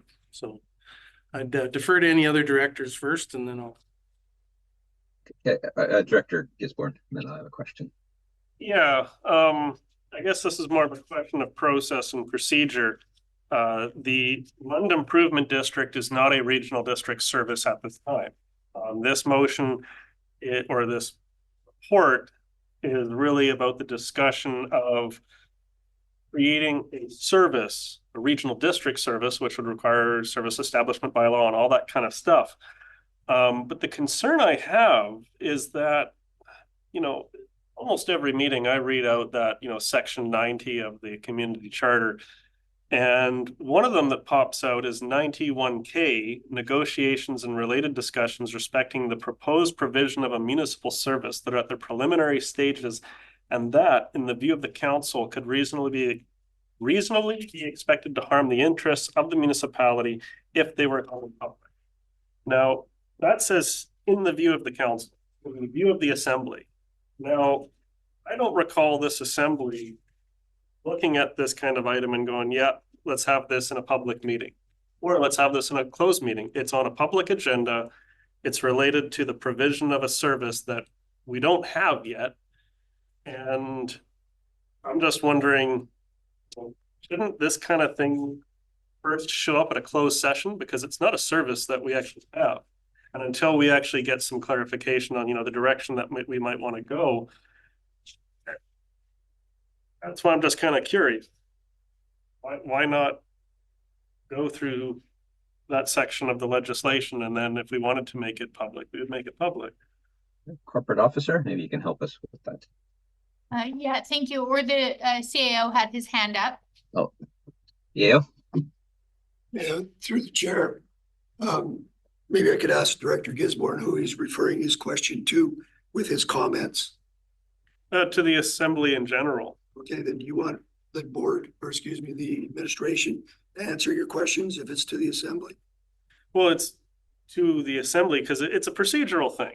Because in the past, our board procedure bylaw said that it was up to the chair to approve the agenda, and therefore if the chair saw something that they go, well, maybe this should be in camera, the chair could say, well, hold on, let's move that one in camera. But we changed our procedure bylaw so that it doesn't require the approval of the chair. And I'm just wondering, at what point does the council get to express its view on whether or not an item should actually be handled in camera? Where in our procedure does that fit? Well, I guess the through the chair, the staff are given the responsibility of creating the agendas. In this instance, there is no service, and we know that the province holds the hammer. So there is really nothing that is going to be sacred in any discussions, because at the end of the day, the province, with the LWD being a receivership, only has two options: give it to LWD or give it to us. There really isn't anything that's privileged information in either of these reports, because the LWD that should be informed of all this information. Okay. Is that answer your question, Director Gisborne? And I see Director Lennox and then Director Elliott. Director Lennox? Yeah, thanks, Chair. This one and the next one really got me worked up. To not really, to have something come to a public agenda that I have some concerns about the same thing, in camera topics. And quite honestly, there's a bunch of assumptions in the report. What was the quote that I heard from the past that it sounds like it's true? you know, my understanding is that there's a lack of communication here. Hopefully we won't have a power outage. Really, you know, we have the receiver here and I'd like to hear from her. The simple fact is that there's active meetings with municipal affairs as of like yesterday, today. There's engineering reports that are being submitted, and we'll talk about that in the next topic here. Again, assumptions around Finn Bay Road, the fire storage, and then the dam is next. And really, the information in this report under debt recovery is going direct to our community without our advisory committee or the receiver having a chance to do this work, and it's their work. So you're kind of, it seems like we want it both ways. It's either not deal with it because it's not QRD business, or deal with it because it's our business. So I'm confused. And simply put, you know, we've got a report here that basically says this is what it's going to cost you. These are your options, and the receiver's not involved. So I don't know if there's a question there, but I'm a little bit stunned by this coming before us without our local receiver having a chance to take it to the community. So maybe a CEO. So maybe the question is why did it come to us versus through the receiver? Through the chair, the Lund receiver and myself and Linda Green had met a week or so ago, and this was on the topic. And as staff, we cannot speak on your behalf. That's why we put it on this meeting, because the board has to determine at the end of the day what they want to collect from the users. That is the information that we have to forward to the receiver, for the receiver to take out there and let their folks know what is in store for them based on what the board is doing. LWD does not run the board, and therefore they shouldn't be coming back to you to telling you what you want. The ratepayers or the water users can, and they need to know that. And that's the information that the LWD receiver will most likely get or obtain once she takes it to the meeting that they are supposed to have.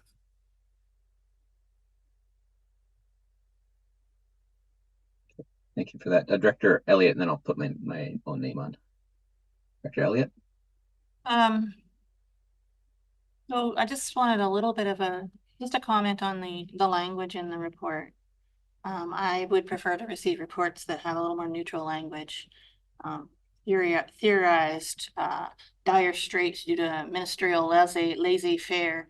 None of that is professional language, and I just wanted to comment that it's hard to find the facts in the middle of a report that seems to be expressing irritation at the ministry. And whether you're irritated at the ministry should not be the point. I would like reports that stick to the facts and explain what it is we're trying to decide without blasting people, ministers, ministries, whatever.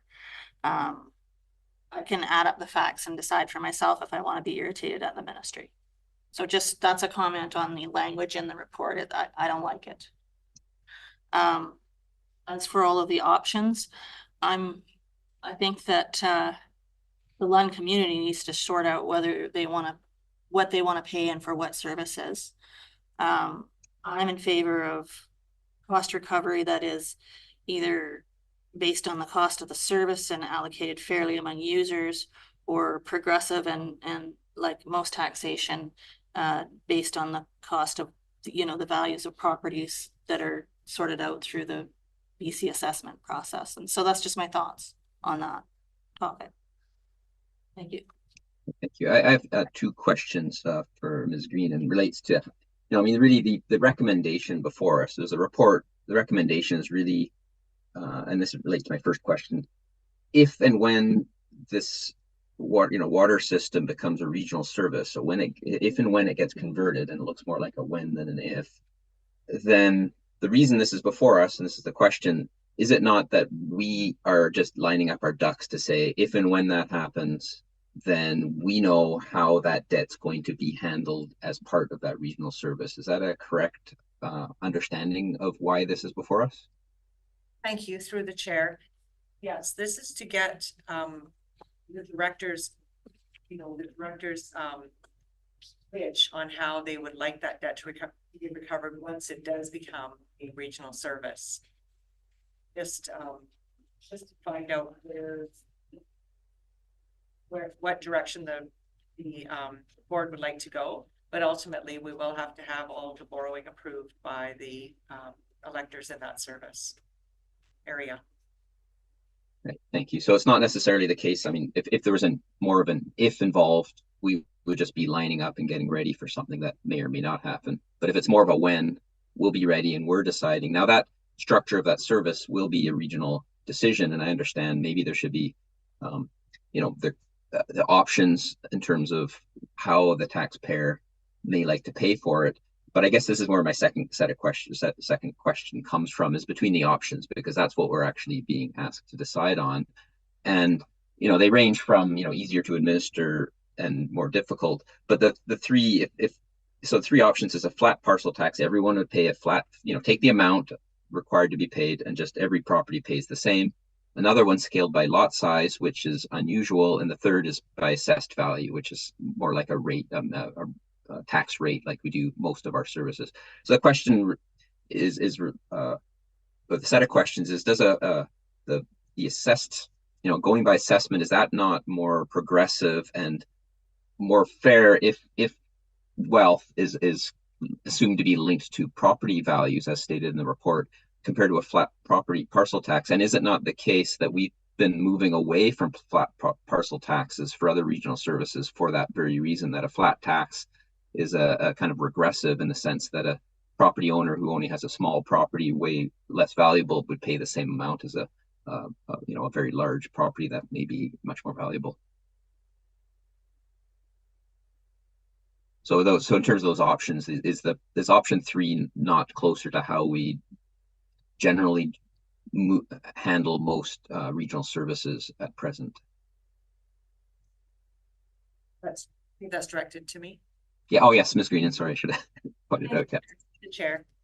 Yes, I do consider a property value tax a more progressive tax, because yes, it is linked to, you know, what the perceived wealth is of the person. It's hard to know exactly what their revenue is, but you know, it's assumed that if they have a valuable property, they probably can have more ability to pay the tax than someone that has a less valuable property. So it is a more progressive tax. And of the three options, there are other options too. Like there is, when I was speaking with our financial analyst that's assigned from the province, you know, as long as the parcel tax can be based, it has to be based on some different characteristics. So I understand that we could also look at the method that the receiver that they have promoted when they were doing a public engagement, and actually when they issued their tax notices for this year, and that was they looked at the parcel size as well as how many connections and the size of the connections that were on that property. So that's also another physical characteristic. So there are some variations that we could employ with a parcel tax. It doesn't necessarily have to be a flat tax, or we can give some guidance on how we want that tax roll to be developed, like what so these are just we want to get some direction from the board on which way you think we should be, which way we should be, you think that we should be. What are your thoughts? Thank you. Director Lennox and then Director Dout. Thanks, Chair. Are we sort of putting the cart before the horse? We haven't even heard the receiver. You know, we're asked to make a decision on three options. Now we're told that there's other options, and we haven't even had a chance to see what'll go over in the community. Why are we going to waste effort on this when it'll just get rejected by people? We don't even know what the answer is to what people will accept, and we're being asked to make a decision now. So maybe I can ask the receiver, have we had a chance to talk to people about this? And maybe is there a timeline for your efforts to educate people on what the options are? And I appreciate you attending, by the way. Thank you. Yes, thank you for attending, receiver. Maybe you could address that question. Well, I'm under no illusion that the district is not running the show. But we have been working pretty cooperatively with the regional district. We did have one meeting about cost recovery. We didn't make any decision. And I guess for me, the information that's in this report, there are questions that I think maybe should have been considered in putting forward the recommendation. Depending on how likely it is to pass. I mean, one of the things, I can't remember if it's in your report, but it's not just that you require majority of the property owners. They have to own amongst them 50% of the value of the land. So that's going to affect how people vote. And, you know, just to make sure you know, I do live on one of the properties. So, you know, but I don't speak from that at all, but there are factors that I don't think the recommendation has considered if your interest is in getting a petition that passes. And I did ask for further meetings, and I thought that would happen, and I would then go back to the advisory committee and let them know what was being considered, and they have a better feel for what's going on in the community. That's all I have. Thank you. I like that. Thank you. Director Dout was next. Yeah, and I'm, you know, even ever since I read this report the first time, I've gone back and reread it, tried to make sure I actually understand what it's saying, let alone what it's trying to do. And, you know, I think I want to direct what the chair has said is, I don't think it's a foregone conclusion that the Lund Water District will become a regional district service. You know, I think there's a lot to be said. People are looking really closely, as far as I know, about what it'll cost them if they vote to have a service converted to a regional district service and what they'll have to pay. I think there's something around 154 people that are going to have to pay all of these costs, and they're getting bigger every time we have a meeting and find out what they are. As Director Gisborne was saying, seems to happen with all the projects nowadays. But my understanding is at some point, the people that are getting a service from that water district are going to be given an opportunity to vote on whether they want it to become a regional district service. That hasn't happened yet. I think that the regional district is being asked in this report to say what kind of philosophy we're going to use in setting a tax rate for that, and that's what these options are about.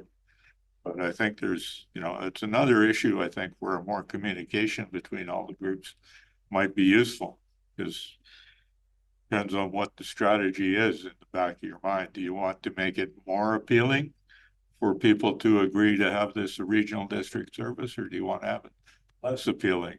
And the decisions you make about how it's going to be paid for could make it either more or less likely to be accepted in the long run.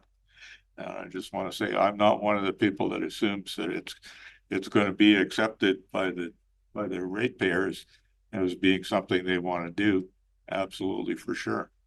And you know, then again, what I think is people want good potable water service that they can trust. It's a necessary service, I think. When I look at buying a property, that's what I think about. You know, a little confused about what we're doing, and maybe we're a little bit premature with what we're trying to do in one meeting that might be better done with more consideration. Thank you. Seeing no other hands, would someone like to make a motion? Director Gisborne? Maybe we can get towards a motion pretty quickly. Yeah, I didn't want to make a motion right off the bat.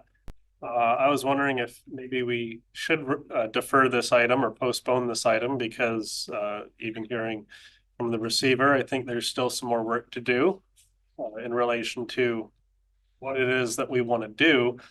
And it also then makes me wonder a little bit about another clause in the community charter around, you know, in-camera sessions, and it's part 2, I believe, B. And that has to do with information received and held in confidence related to negotiations between the municipality and the provincial government, or the federal government, or both, between a provincial government and third parties. My understanding is that since the Improvement District Board of Trustees essentially resigned, it falls back into the wheelhouse of the province and they appoint a receiver. I think that's correct, right? Yeah. I'm saying no, it's good. Which means that the receiver is a representative of the province. This is not a regional district service. It is currently a provincial service. The province would like to offload it. I do recall that years ago, we ended up creating some kind of policy as to what is the standard of, say, a water system, and what does it need to be before we'll take it on. We're not just going to take on something that's failing. We want to see that it is brought up to a certain standard. And so my thoughts are, if we are looking at creating a service so that we could potentially take on a provincial service, then I think that would actually fall under this clause of, you know, something that may go in camera or must go in camera. And that's why I think we are a little bit premature, and I would actually like to see this item postponed or deferred until we can actually get more information from the receiver. Because as I believe I heard from Director Lennox, the ministry was meeting with folks yesterday. That's a little bit too soon, because I would like to know a bit more about what's going on out there. And I also would like some other options in relation to, you know, does it have to be a parcel tax? Does it have to be a per 100,000, or could we be getting more of our funding back through the metering? Because if someone owns a big expensive property just because that's their family lot for the last 70 years, so it's really expensive, but it's just like one person there, it doesn't make sense that they should pay a whole bunch when they're not really using that much water. So I would be happy to defer it, but I am not going to make that motion at this time. I'll wait to see if someone else does. Oh, thank you. Hopefully we're in question, so hopefully people can stick to questions and maybe we can get a motion on the table shortly. Director Lennox. Chair, I'm going to cut to the chase and make a motion to refer this to next month's Finance Committee meeting and to allow, I'll speak to the motion if I get a seconder. Okay, we'll wait for this a second. Okay, it's seconded. Okay, so Yeah. the motion to refer. Good discussion. I appreciate everybody's comments. We've heard from the receiver. Thank you. And we need to just do a little bit more work. Obviously, the information is going to go out into the community and it'll spur the discussion very quickly. And I'd like to give our receiver a chance to do their work. Okay, so is there any further discussion on this? Seeing none, I will call the question to the next month. All those in favor? Opposed? None opposed, carried. Okay, thank you. Everyone, we're... Oh, that's bad. We got you back there. Yeah. Okay. Okay, we're good. So on to 8.6. Another easy one. Lund Waterworks District Dam Financing and Risk. And so maybe I'll start with opening up for questions if there's questions on this item. Director Lennox. Yeah, obviously this one's got me a little turned around too. We've got 7 options in this report. It's a 19-page report. You know, we've heard about the condition of the dam. The community's been informed. Again, I don't think that the report has the latest information and there's some inaccuracies, and I'll let the receiver speak to that. My understanding that, again, the meeting with Municipal Affairs probably referenced the dam report. There's references to TLAM, and again, to the point around meeting in camera and other agencies and levels of government. My understanding is that TLAM had no capacity to entertain some of these options. So now they're on the table as if we've been talking to them, I'm not sure. MSR, the engineering company, literally submitted a dam safety report yesterday addressing the recent inspection. We spent $15,000 out of the Improvement District's money to accomplish that, to respond to the latest report. There's some comparables in this report that we're advised are not comparable to the dam. The Ladysmith Dam versus our dam, not comparable. Understand we're meeting the province tomorrow. The Advisory Committee has not met on this. And again, requests for meetings from the receiver to address this. I'm not sure those have occurred. And we've had a recent DRIF application for another grant. Fever was asked to do an expression of interest. Apparently the dam safety officer is in general support, and just why there's a lack of communication, and we're again receiving this very like I said, very colorful description using the same language as the last report about all the history involved, which we've heard before, but quite honestly, there's some insinuations here about due diligence and on and on and on. So, you know, there's been some staff time, lots of work done here. Yeah. I'm at a loss here as well. So, are there any other questions around the table before we see what we do with this? Director Gisborne. I have a question. You know, it's very concerning when you read a report which has these dam safety authority and the level of risk, and this language in here about some of the risks, the legal risks. But I guess my question is, do we own this infrastructure, and are we responsible for enforcing the Dam Safety Authority's legislation? Like, I'm just wondering, is this our risk? Because my understanding is it's not our dam, and we don't enforce the Dam Safety Authority legislation. So is there a risk to us? Clear, but I'll pass that to Mr. Schwab to answer. Thank you, Chair. To the Chair. Unfortunately, you're going to get a bit of a lecture with this question. No, we don't own this dam. It is not our risk. The intent of this report is to say if the QRD assumes control of this service and it becomes a QRD service, it becomes our risk if it's not dealt with. And I just want to say that, it's been said here before, the Lund Water District is not the QRD, and the QRD is not the Lund Water District at this point. So yes, there is a lack of communication because we have our own agendas. The Lund Water District would like to move forward, and my goal is to present the risk that's palpable if you accept this as a QRD service. I will address Director Lennox's response earlier. There isn't anything in here that isn't untrue. They are in dire straits. By their own admission, they're in dire straits. The province has admitted that they haven't done a good job of managing regional water districts or sewer districts. The question about the report that came out this morning, I have reviewed it.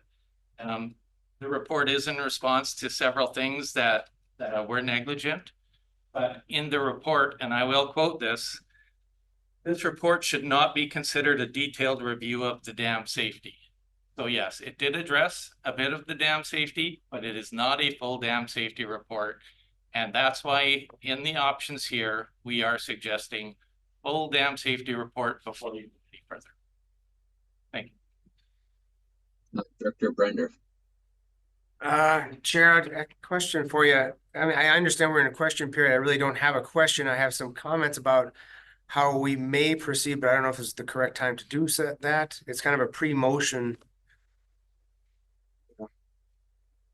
ramble, but I also don't want to do it out of order. So would that be allowed, or should I wait to a different time? Yeah, go ahead.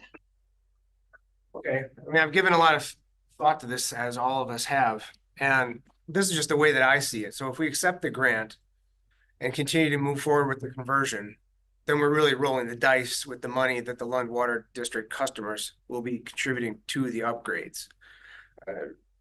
Mr. Schwab has commented on that we've been taking on the liability. We'll be putting the QRD in a situation where they could be liable for any damages caused by a failure of the dam, which could be very significant. We'd be committing Lund Waterworks District's customers to spending $4 million to repair a system that's currently relying on an unstable dam. If we are unsuccessful with securing funding or finding a partner who will pay for the dam, the service customers could find themselves shelling a lot more money than they have already committed to. So at the same time, the dam is currently listed as level 1 alert. We all know that, which I consider to be priority right now. I think we need to assume that when the Dam Safety Authority assessed the dam at that level, they weren't fooling around, and that we need to take the situation seriously and explore all options. So given these circumstances, I think we need to have a multi-pronged approach. And I have a motion here. I've actually given it to the corporate officer, that she can bring it up on the screen. And this would just address a number of concerns that we have. I'll read it out. It just says that the motion is that the committee recommend to the board that the board pause conversion of the Lund Waterworks district to QRD control and direct staff to 1, approach municipal affairs, Lund Waterworks district to promote the hiring of a qualified professional to immediately perform a comprehensive dam safety review of the Thulin Dam, which is, we don't have that right now. That's been stated by Mr. Schwab. I suggest to approach municipal affairs about grant funding to repair or replace the dam. Immediately apply to the Disaster Resiliency Innovation Funding Program through the Lund receiver and any other grant opportunities that currently exist or develop in the future for the repair and replacement of the Thulin Dam. And then approach the Tla'amin Nation to inform them of the situation and discuss scenarios that could potentially involve partnering with them for the purpose of delivering potable water to Lund. Now, I think we got to explore our options there, especially when we're dealing with the Tla'amin Nation. They own the land up there.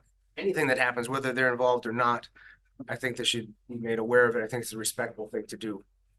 So that's just kind of a direction that I think would be a wise way to go. And if people want to pick that around, or if people want me to make the motion, I'd be happy to do so. Okay, so we don't have the motion yet on the table. Maybe I'll make sure everyone's asked their questions and we can anticipate that will be a motion to follow. Director McCormick. Thank you. I believe the CAO had his hand up when there was a question raised about conversation with Tla'amin Nation. And I just wondered if any preliminary conversations have gone on that you could share. CEO?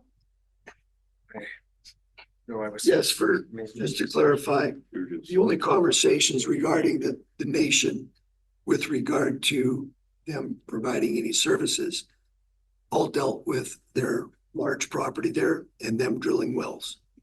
It wasn't about any other type of provision of water or anything else. Just they said they weren't ready, they weren't capable, and them actually drilling those wells was apparently down the road on their horizon. Thank you. I think the Director Elliott. I'm kind of curious about the effective option 1, which sounds like going back to municipal affairs and then negotiating more money so that we can go forward without it costing taxpayers a lot of money. And it sounds a little bit similar to what Director Brander said with less specifics around direction. Could you maybe comment on the effective option 1 and how that works? So is that a question for Mr. Schwab or for Director Brander? Whatever staff is needing. Okay, I'll pass it to Mr. Schwab and see if he can help us. I don't know. Thank you, Chair. Okay. Sorry, I'm not sure I understood the question 100% as far as the discussion. I guess the difference between option 1 in the report and what Director Brander put forward. Would that be a simple way to put it, Director Elliott? Yeah, so what is the effective option and what are we actually doing there? Through the chair. So option number 1 is, to continue to sort of discuss with municipal affairs, but I think past discussions have been less than fruitful, we'll say, because we've had situations where, this was supposed to be phase 1, but they won't guarantee that they will provide any extra money for the grant. They have directed us to other grant funding available. But without a 100% grant funding of some type, whether it's the drift grant or municipal affairs or whichever it is, if it's a 70% grant and the taxpayers of Lund are still on the hook for a couple million more dollars. So anytime we pursue a grant, we have to ensure it's either 100% or we do our best to speak to municipal affairs and say we can't do this without 100% funding. That's kind of the gist of where option 1 is going, but it's not a guarantee. It is only the pursuit of that option. Does that help us, Director Elliott? Director Dout. Thank you. So, I think what we really want to do, try to boil all this down. We don't have a recommendation in the package. We've got a sentence at the beginning of the report that says, staff recommend to the board, ... and we've got a list of options, and we've got all kinds of possible incomes and outcomes from those decisions that we don't know about. I don't know about. I don't know the difference in impact of choosing option 1 or choosing option 4, the cost to the taxpayer, cost to the entire regional district about doing all those things. And I think as far as I can see, what we really need to do is have a serious discussion among the board about whether the board wants to continue with conversion of the process of the service or not. I don't think there's enough information in the package to do that. We could pick one today, but I would feel very unconfident, or I'd lack confidence in making a decision that I was making the best one, because I don't think the board has enough information to actually choose about who can do what, who will do what, where the funding might or might not come from. I think it's worth spending some time because the board hasn't done that to this point. We've talked about 1 or 2 parts of the issue, but never the whole thing together. And I think we need to do that. I think it's too early to make a decision on one of these options right now, but we're going to have to do it eventually. We might bite the bullet. Maybe we would say hands off. We don't want to go anywhere close to that because it's going to cost too much. 154 people can't pay for the cost of doing it. Maybe we just say that. Or if we're going to have a different idea, we need to know what the cost of upgrading the dam is going to be, what the cost of other upgrades to the system are going to be. And then we go to the ratepayers, the members, the people who use that system and say, are you willing to pay for that? But I think, again, this is a little premature. It's a detailed question. We haven't seen any of those come to the board about this water system yet. And I think it's too early to make a decision on these ones. I need more information. Thank you. So Director Lennox is on the list and then Director Brander. Yeah, thanks, Chair. And I appreciate everybody's comments and, agree with many of them. I think I'd just like to say that I support Director Brander's effort here because really in the 7 options, there's some good material here. We haven't been able to flush it out. I agree with many of the objectives here, but I just haven't been involved. We don't know where we are. The receiver may or may not be involved in some of these. And so I appreciate the effort of you putting that together, and I'm prepared to support that motion so we can continue the work and really get the best available information. I mean, like I say, we can actually get the details and some of these options nailed down before we make an educated decision. Thank you. Director Brander. Then I will make that motion. I don't know if the corporate officer wants to put it back up on the screen just so everybody knows what we're talking about. If I get a seconder, I'll speak to it. I'll second it. Okay, seconded by Director Lennox, since he said he would. But I got a couple willing to do it. All right, I've already read it out and you have it in front of you so you can read what I'm saying. But I think just pausing the conversion gives us that opportunity to sit back and collect the information and look at all the options. I don't believe there is any real hard and fast time constraint that we have to deal with here. But I do see the dam as being a real priority. I think we got to get somebody in on doing a proper assessment of that right away, because if that fails, that could cause a lot of damage, and we don't want that to happen. We don't want to be sitting here knowing that we knew about the risk and we didn't do anything about it. So I think this prioritizes getting the comprehensive dam safety review, and yet it also directs staff to look at the other options that are out there for us, so that we have the most information coming back to the table and we can make a decision based on it. Thank you. Any other comments? I'll add myself on the list for our CEO. Through the chair, I just want to let everybody know that this is probably it is a very good step forward, because in discussions with the province, and I'm unaware of one this week, at least I wasn't invited to one this week. I'm invited to one tomorrow. Meeting invite's been out there for a while. So tomorrow I'm expected to show up. I'll be there. But the province, they've been encouraging and supportive of looking at the drift grant and others for the dam. But they've been non-committal. Just like they've been non-committal every time I've questioned them on phase 2 of what we conditionally took on as a grant because they wouldn't give us or didn't figure the 22 or whatever $1 million grant was doable by them. So this is a good way forward. And I'll also like to point out that this report's before you because it's an emergent issue. Prior to that dam report, it was out of sight, out of mind because it was level 4. Could you call this a game changer? Potentially, yes. Because if you become the owner of the assets, you take on that risk. And that's why it's here, because we can't tell you and we can't make decisions again for you on the level of risk. Staff have been told that. Staff are abiding by that. So staff are bringing the risk to you to tell us what you're comfortable with. At the end of the day, both reports combined, you may do something that is totally, well, it will be what you agree to. But you always have to bear in mind that if the Lund water users turn down anything, likelihood is you're still going to end up with the assets. There's just one far out thing where they might take those assets and disperse them amongst the users. That would probably be a real shot in the dark. But the chances are more, I would say, that their QRD is going to end up being the owner of these assets. And whether it's a potable water system that works and is operable, or is one that doesn't work too successfully, I think that is the question.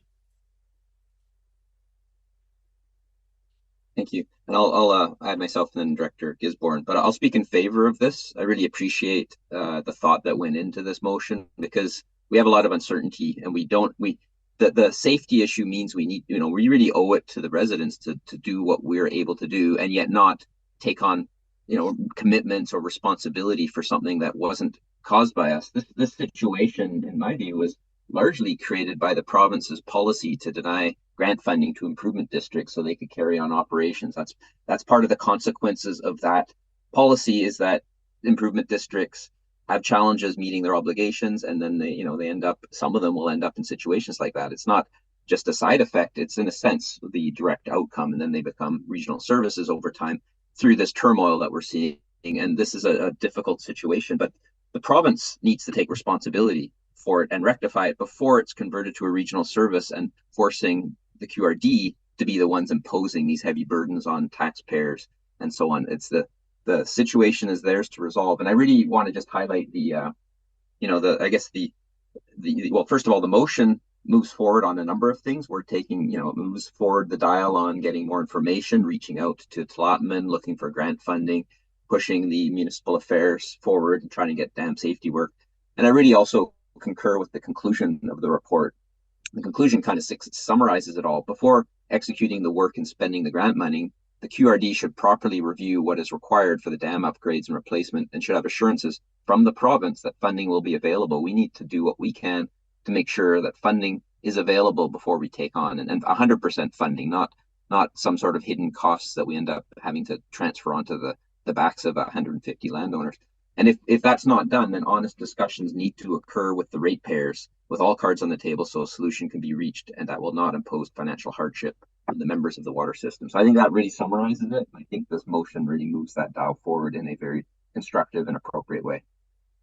So Director Gisborne. Yeah. Thank you, Chair. I support this motion because it actually falls in line with the previous motion, which was to defer essentially the process of creating the service or the service establishment bylaw. So this motion starts out with, we're putting a pause on the conversion, which is in line with the last motion that we just passed, which was, pausing that item. I do, though, have a bit of concern because this really sounds like, we're getting into like the negotiation and the discussion with the province about a proposed creation of a service. And there is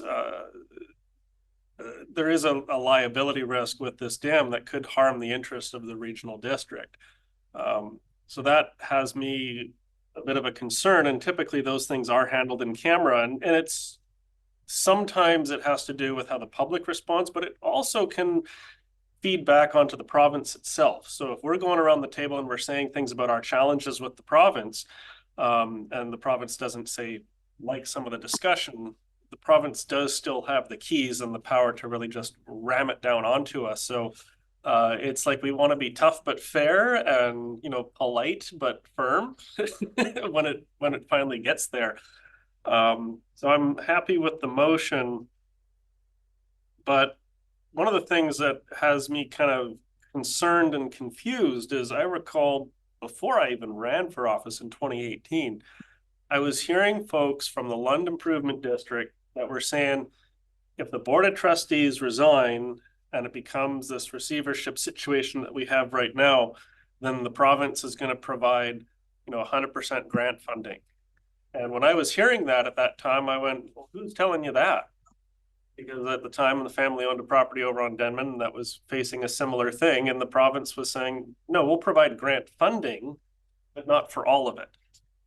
And that's where I get kind of confused as to, was the province telling them that there would be 100% grant funding and then pulled the carpet out? Or like, where is this 100% grant funding idea coming from? Because I don't really see that occurring in other improvement districts. It's something that we all want, but it's not something the province is willing to step up with. And that's why whenever they do, assessments of improvement districts across the province, they find that a lot of improvement districts are reluctant to convert to a municipal or regional district system because the province they don't have that funding. And we have asked at UBCM, I believe Director McCormick brought it forward, that, hey, province, can you provide the funding to get these improvement districts up to their standard? And of course, we know how the province responds. They just kind of, yeah, sure, and ignore us. So that's my concerns, but I'm happy to put a pause on this conversion.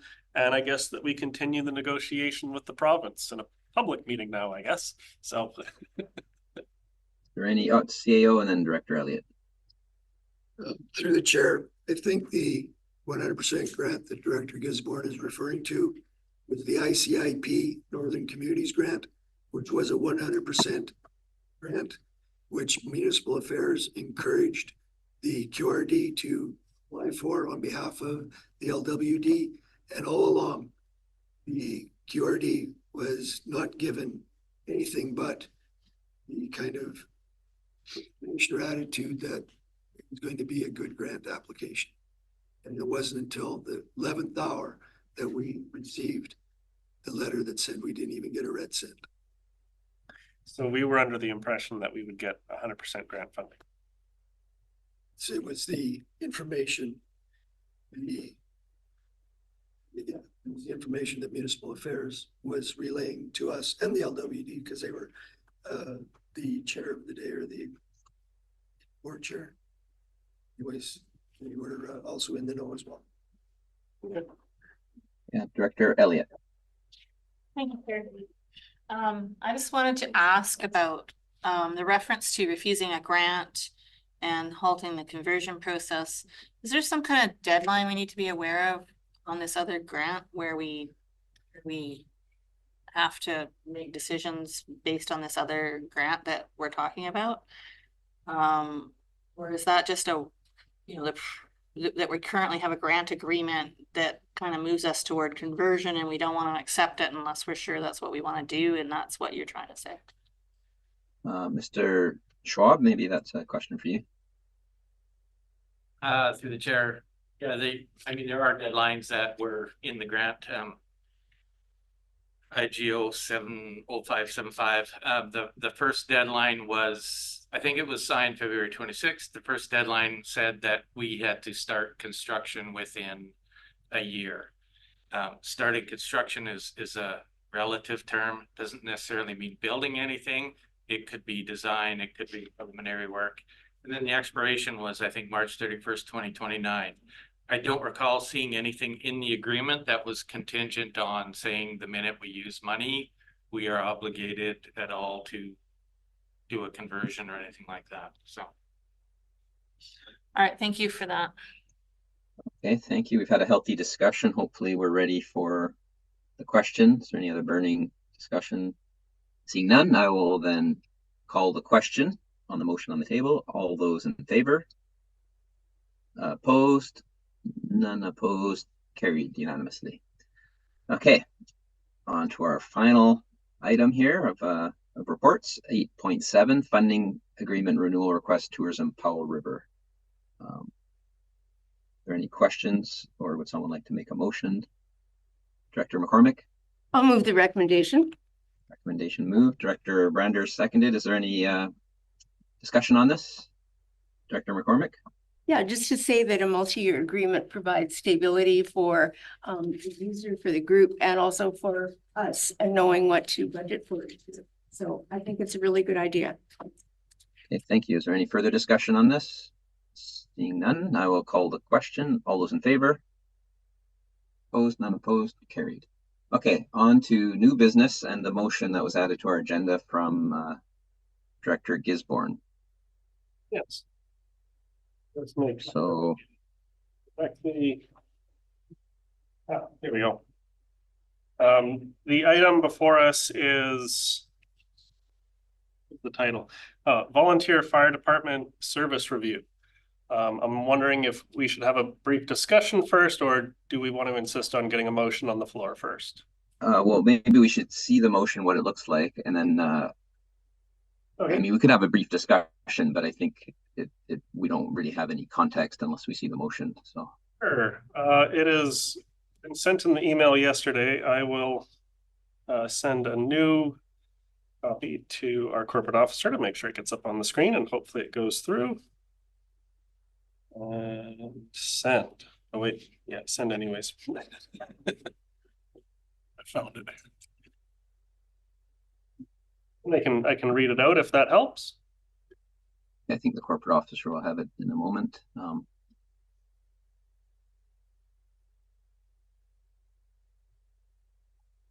So we've seen it all on our email, but I think we need to see it here probably. Good for the public.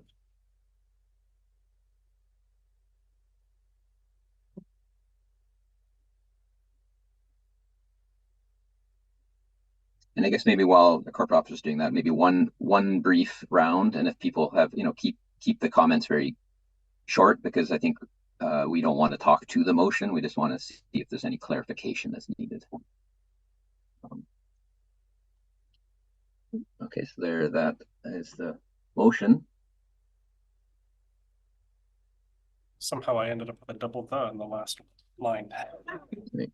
That was my bad. Sure.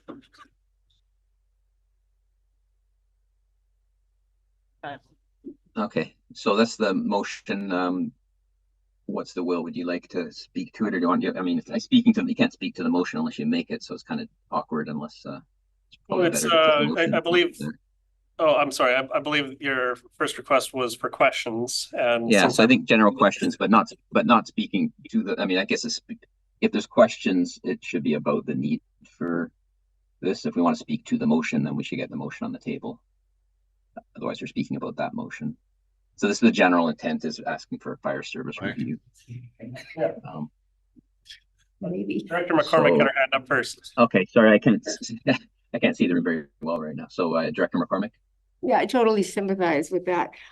So my question to Director Gisborne is, have you determined how much a service review will cost, and have you determined how they would be budgeted and paid for? That is a very good question. How much a service review can depend on a number of factors. Of course, we'd have to get the motion I put forward is, asking for a third-party investigator to work with the regional district and with the board. Myself taking a look at the Malaspina Volunteer Fire Department budget, we have a budget change of $50,000 for legal fees. I would be happy to put another $50,000 in to have this work done. So yes, there will be a cost associated with doing a service review. It is borne by the participants. So Texada, you're okay, because I believe Texada's fire departments are improvement districts and therefore not subject to these kind of things.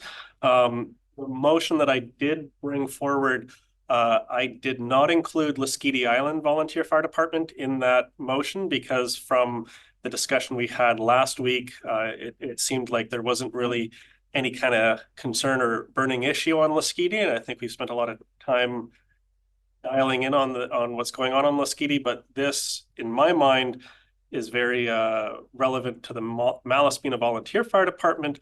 But I figured I would also include the Northside and Savory Island Fire Department, and if it's not desirable for those fire departments, then I would be happy to just narrow the scope down even further to just be the Malaspina Volunteer Fire Department. I hope that answers the question. McCormick? Thank you. Okay, so my first question was, how much does this cost? And perhaps, Chair, I should pose that to staff. I have no idea what a service review would cost. So I'm trying to get a ballpark figure and whether or not the ratepayers in the respective areas are going to be willing to pay for that. So that's why I'd like to have some idea of what it costs. So, Ms. Greenan, do we know how much a service review would cost in general? Mr. Toms? Or I'm not sure if who would have the best answer for this. I think directed to the Manager of Emergency Services, Ryan Toms, please. Okay, Mr. Toms? Yeah, if I could through the chair, it's really going to depend on how broad of a review you're looking at. I think there's probably some economies of scale if you were looking at all of the regional district fire services, and the details. I haven't seen this until just now, so I think we could take a look at what it's been 12 years since the qathet Regional District did a comprehensive fire services review of all of its fire services. Those numbers would be out of date, but we could start there. But really, based on what I know right now, it's not a great answer for you, but it's certainly something we could look at. Lots of regional districts do fire services. Okay, thank you. Okay, Director Brander. Thanks, Chair. I guess, I've read through the report here about what a service review is and stuff like that. And the first thing they mention is defining the problem. I'm kind of curious, what is the problem? Why would we initiate a service review? I have to have an issue in front of me before I could ever vote on something in favor of something. Director Gisborne, could you articulate the problem? Yes, traditionally regional boards have been reluctant to undertake service reviews for many reasons, such as the cost of the process and the lack of a guaranteed outcome. However, service reviews can be beneficial because partners can have a tense relationship and need a chance to explain and resolve their frustrations. So really identifying the list of problems and tensions actually is part of the service review. So getting a lot of that stuff out there right now might actually be a little bit preemptive because there have been issues and tensions in relation to, I know at least, the Malaspina Volunteer Fire Department service, and some of those concerns are simply the dramatic increase in taxation. That's something I hear in my community, and I also concur with, and I also would like to thank Manager of Emergency Services, Ryan Toms, because I had heard that there had been a service review in the past. I didn't know what year it was, and I was trying to find it. So I think in that proposed motion, I put going back to 2009 because I thought that's where it was, but it sounds like it's actually 2012. So that's good.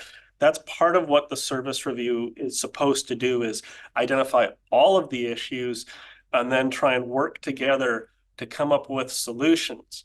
And one of the things why this has come before, in my mind, is that at last week's committee of the whole meeting, we had the proposal of the one department fire service policy. And in some discussion with some other regional directors from other regional districts, they seem to think, well, this is something that would flow very naturally out of a service review where, you get all the information, you identify what is the problem, you take a look at what the possible solutions are, and then you move forward from there. So that's the reason why I brought this item before us. The reason why I wanted it dealt with today was, of course, the notice of motion was last week, but also that there is a provincial election coming up. And if a service review goes through the statutory process, that is a a service review that is initiated through provincial legislation. The reason I wanted to go this route is I believe that it would be of most benefit to have involvement of the board at an early stage. And that one of the things that popped up in here is a review body, such as a steering committee, should be established for an informal or bylaw-based review. And I think that would actually be the best way forward, because as has come up in the past, sometimes around the board table, we want to make sure that we're quick and decisive and we can get through the meetings in a time efficient manner, where a steering committee, on the other hand, can actually take the time to focus on the service review as a standalone item, and it can also take into account other professionals and members of staff to really dig in. And I recognize that there are challenges going on with fire service delivery, and some of it has to do with in-house and some of it has to do with the province, and it's becoming increasingly difficult to justify essentially a triple in taxation over a 10-year period. And that's why I think a service review is a good way that we can identify all the issues, because I have some in my mind, but I don't want to spill all of them out because some might be related to staff, some might be related to policy, some might have no bound or no bearing, because sometimes it's a game of telephone of what you hear in the community. So I think this is a proper way that we as a board can get a good understanding, and I think economies of scale is a good idea, and any other fire department that wants to join on, or director of a fire department, I think is a worthwhile thing to consider. That's my thoughts. I hope that answers. Okay, so we'll keep our questions general. So if we want to get into discussion of the contents of the motion, we should have the motion on the table. Right now we're general. So Director Lennox. Yeah, thanks, Chair. Just, I'm sorry I missed that first part. I had to step out. Are we, the types of service reviews here in the document on page 2 or 3, informal, bylaw-based, or statutory, is the request for an informal? I missed that. Informal, yes, because the statutory one is through a letter by the director. Okay, so that's how that works. And maybe a question for staff, Mr. Toms, thank you. Economy of scale, you sort of said in this, I have my own opinions whether my fire departments need to be part of this. And I'm just wondering, maybe you could speak a little bit to the economy of scale issue that you've got. Mr. Tom? I guess what my question is, if other departments were not part of it, is that a large impact compared to spreading it out? Maybe your thoughts. Mr. Toms? Yeah, through the chair. Again, I would just start to remind again, maybe you'd want to first confirm the scope of what you're really looking at. That's going to be the overall cost. For that, certainly the economy scale come into play, where you're looking at one regional district, policies and bylaws impacting its fire services. So there are obvious economies of scale if you choose to go forward involving more than one fire service. If not, then it's going to be borne by that one service. But I guess your question is value for the fire services. But as I said, it's been 12 years since the regional district conducted a comprehensive fire services review. Publicly available document. A follow-up review in 2016 that led towards the honorariums, towards the extended health and dental benefits that you offer your volunteer firefighters now.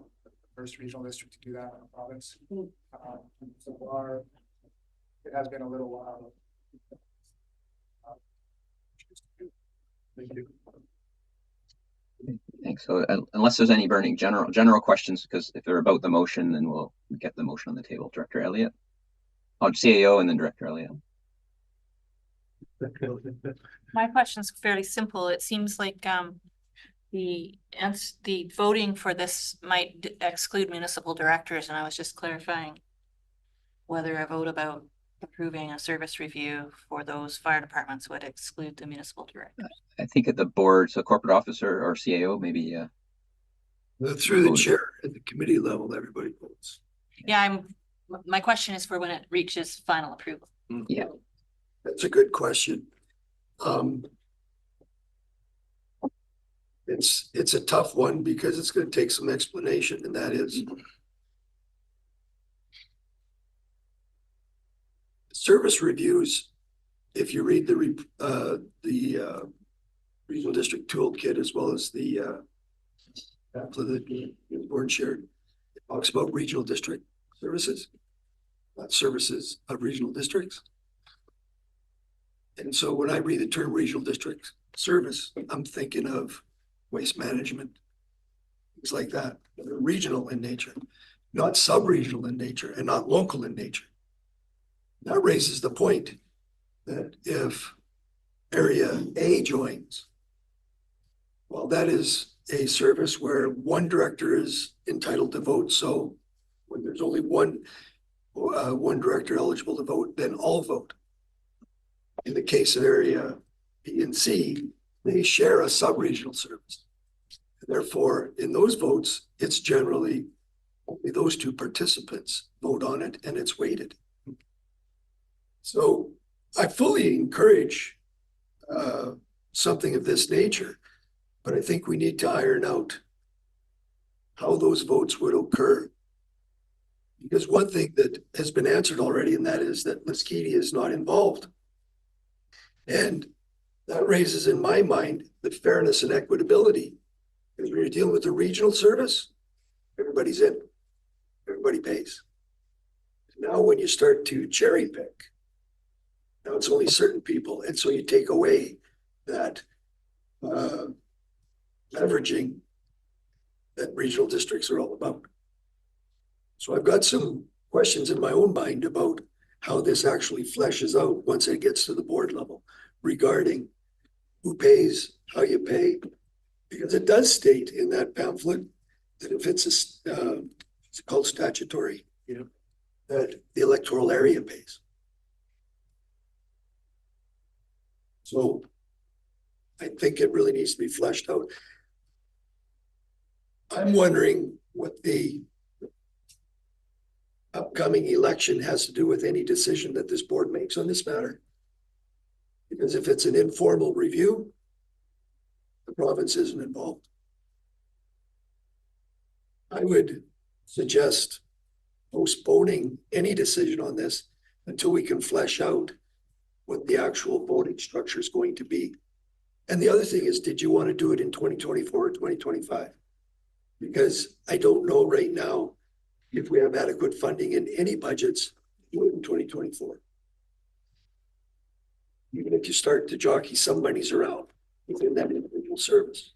So this may be something that you want to plant the seed for budgeting and get it established in 2025.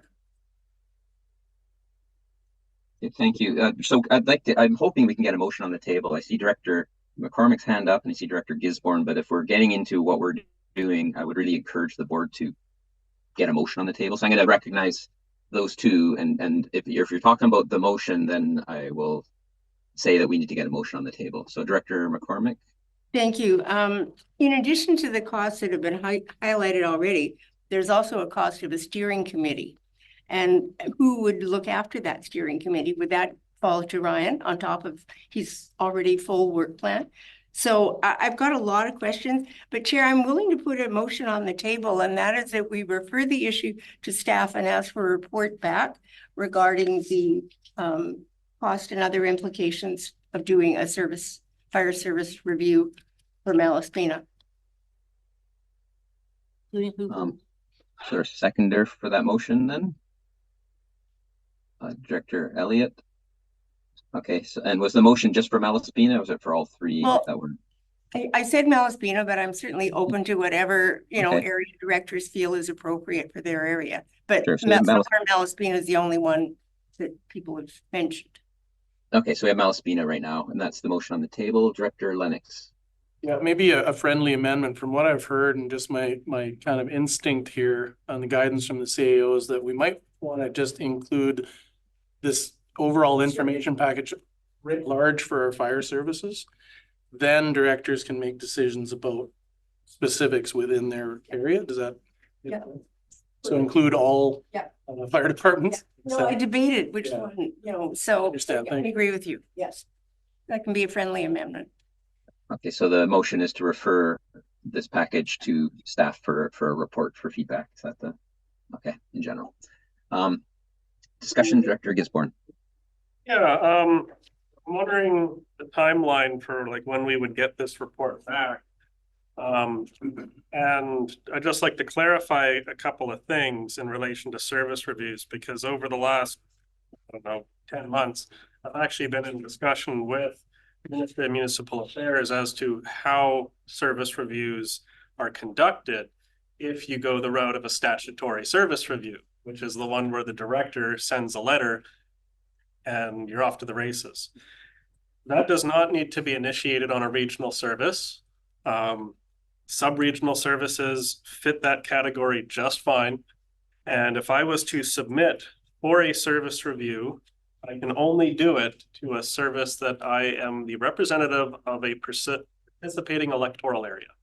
So I could not initiate a service review for Northside Fire Department, just like I can't initiate a service review for the Economic Development Service. But I can initiate a service review for the Malaspina Volunteer Fire Department.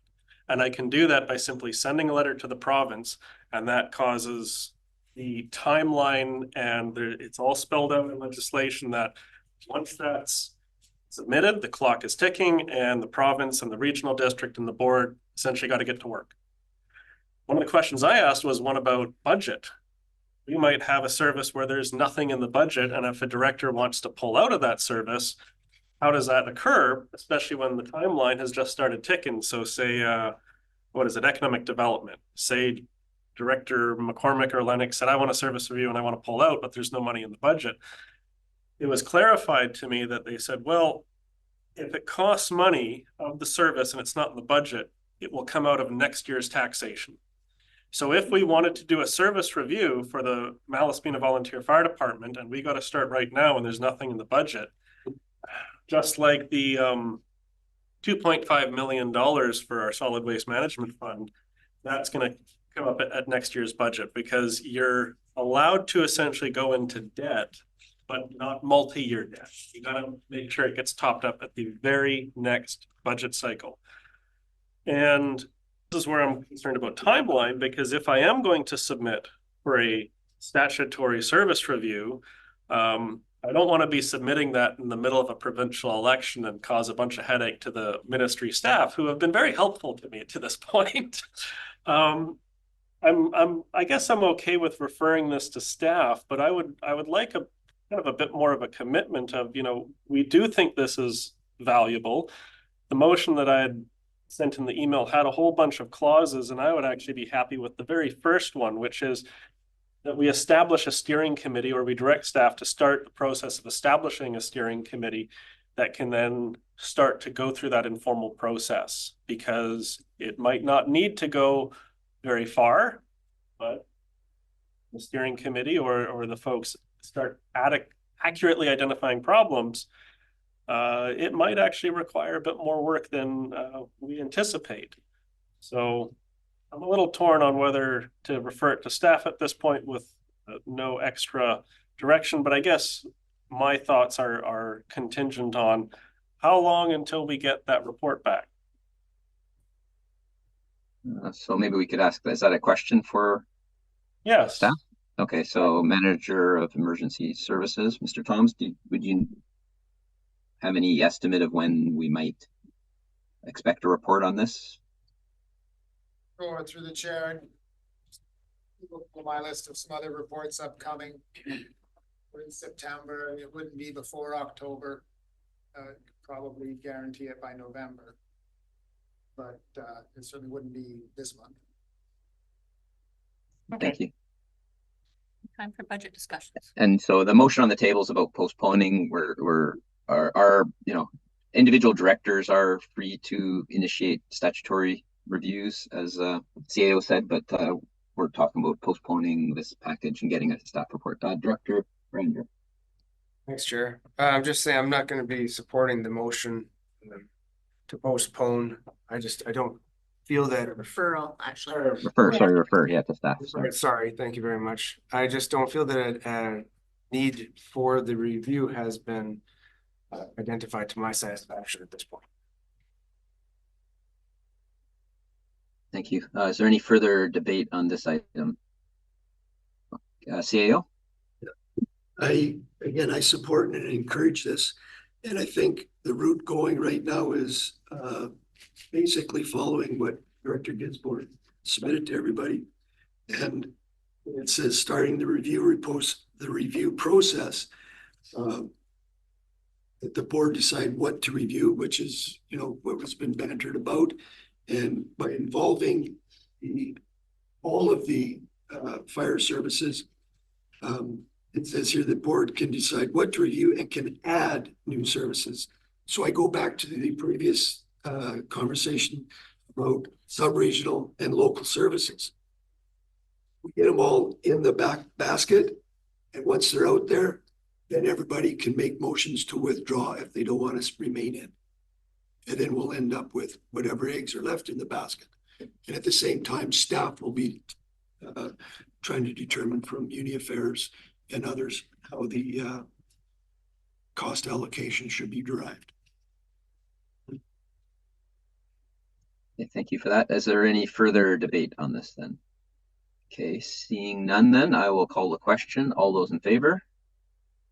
1, 2, 3, 4. Okay, all those opposed? Director Brander, okay, so it carries. Let me bring up my thing. I think we're done. No camera, so question period. So anyone in the room or the reporter online wanting to have any questions for us? Hello, Chair. Galinsky from the Peak here. Thanks for the opportunity to ask questions. My questions predominantly pertain to the Resource Recovery Center. It sounds to me like if the board passes the $2.5 million in borrowing, it'll be about $25 million project all told, which would include $7 million or more in grants that have come along. What I'm wondering, Chair, is what is the total cost of borrowing anticipated by Qathet Regional District for this project? Ms. Greenan, is that something you want to provide now or in, you know, when available? Thank you, Chair. So the total amount borrowed to date is $11.9 million. That's been approved for borrowing, and then we'll have another $2.5 million. I haven't looked at the actual. One thing I didn't get was the actual cost of the $2.5 million borrowing, but we know it's about $20 million for the $11.9 million. So we're probably looking at another $2 million for that cost of the other borrowing. Chair. Yes. Chair. Oh, CEO, yeah.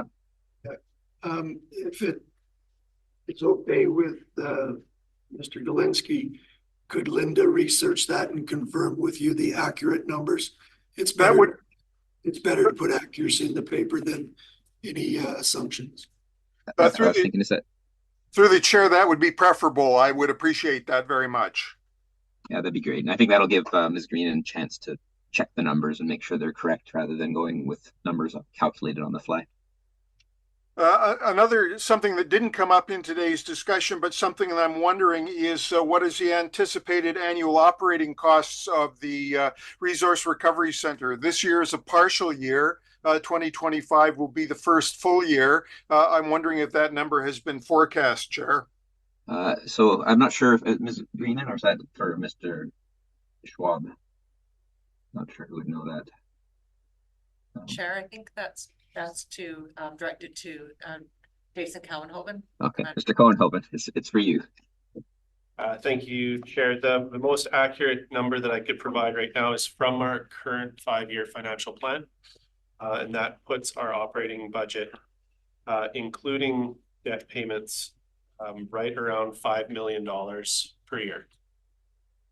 I thank Mr. Cohenhoven for the response. That was very helpful. Thank you. And he may be able to answer another question. Chair, I heard that it would be about 6 to 8 weeks before the Resource Recovery Center can accept the public. Is that a correct figure, Chair? Thank you, through the chair. We are hoping to open the waste side of the facility sooner than that.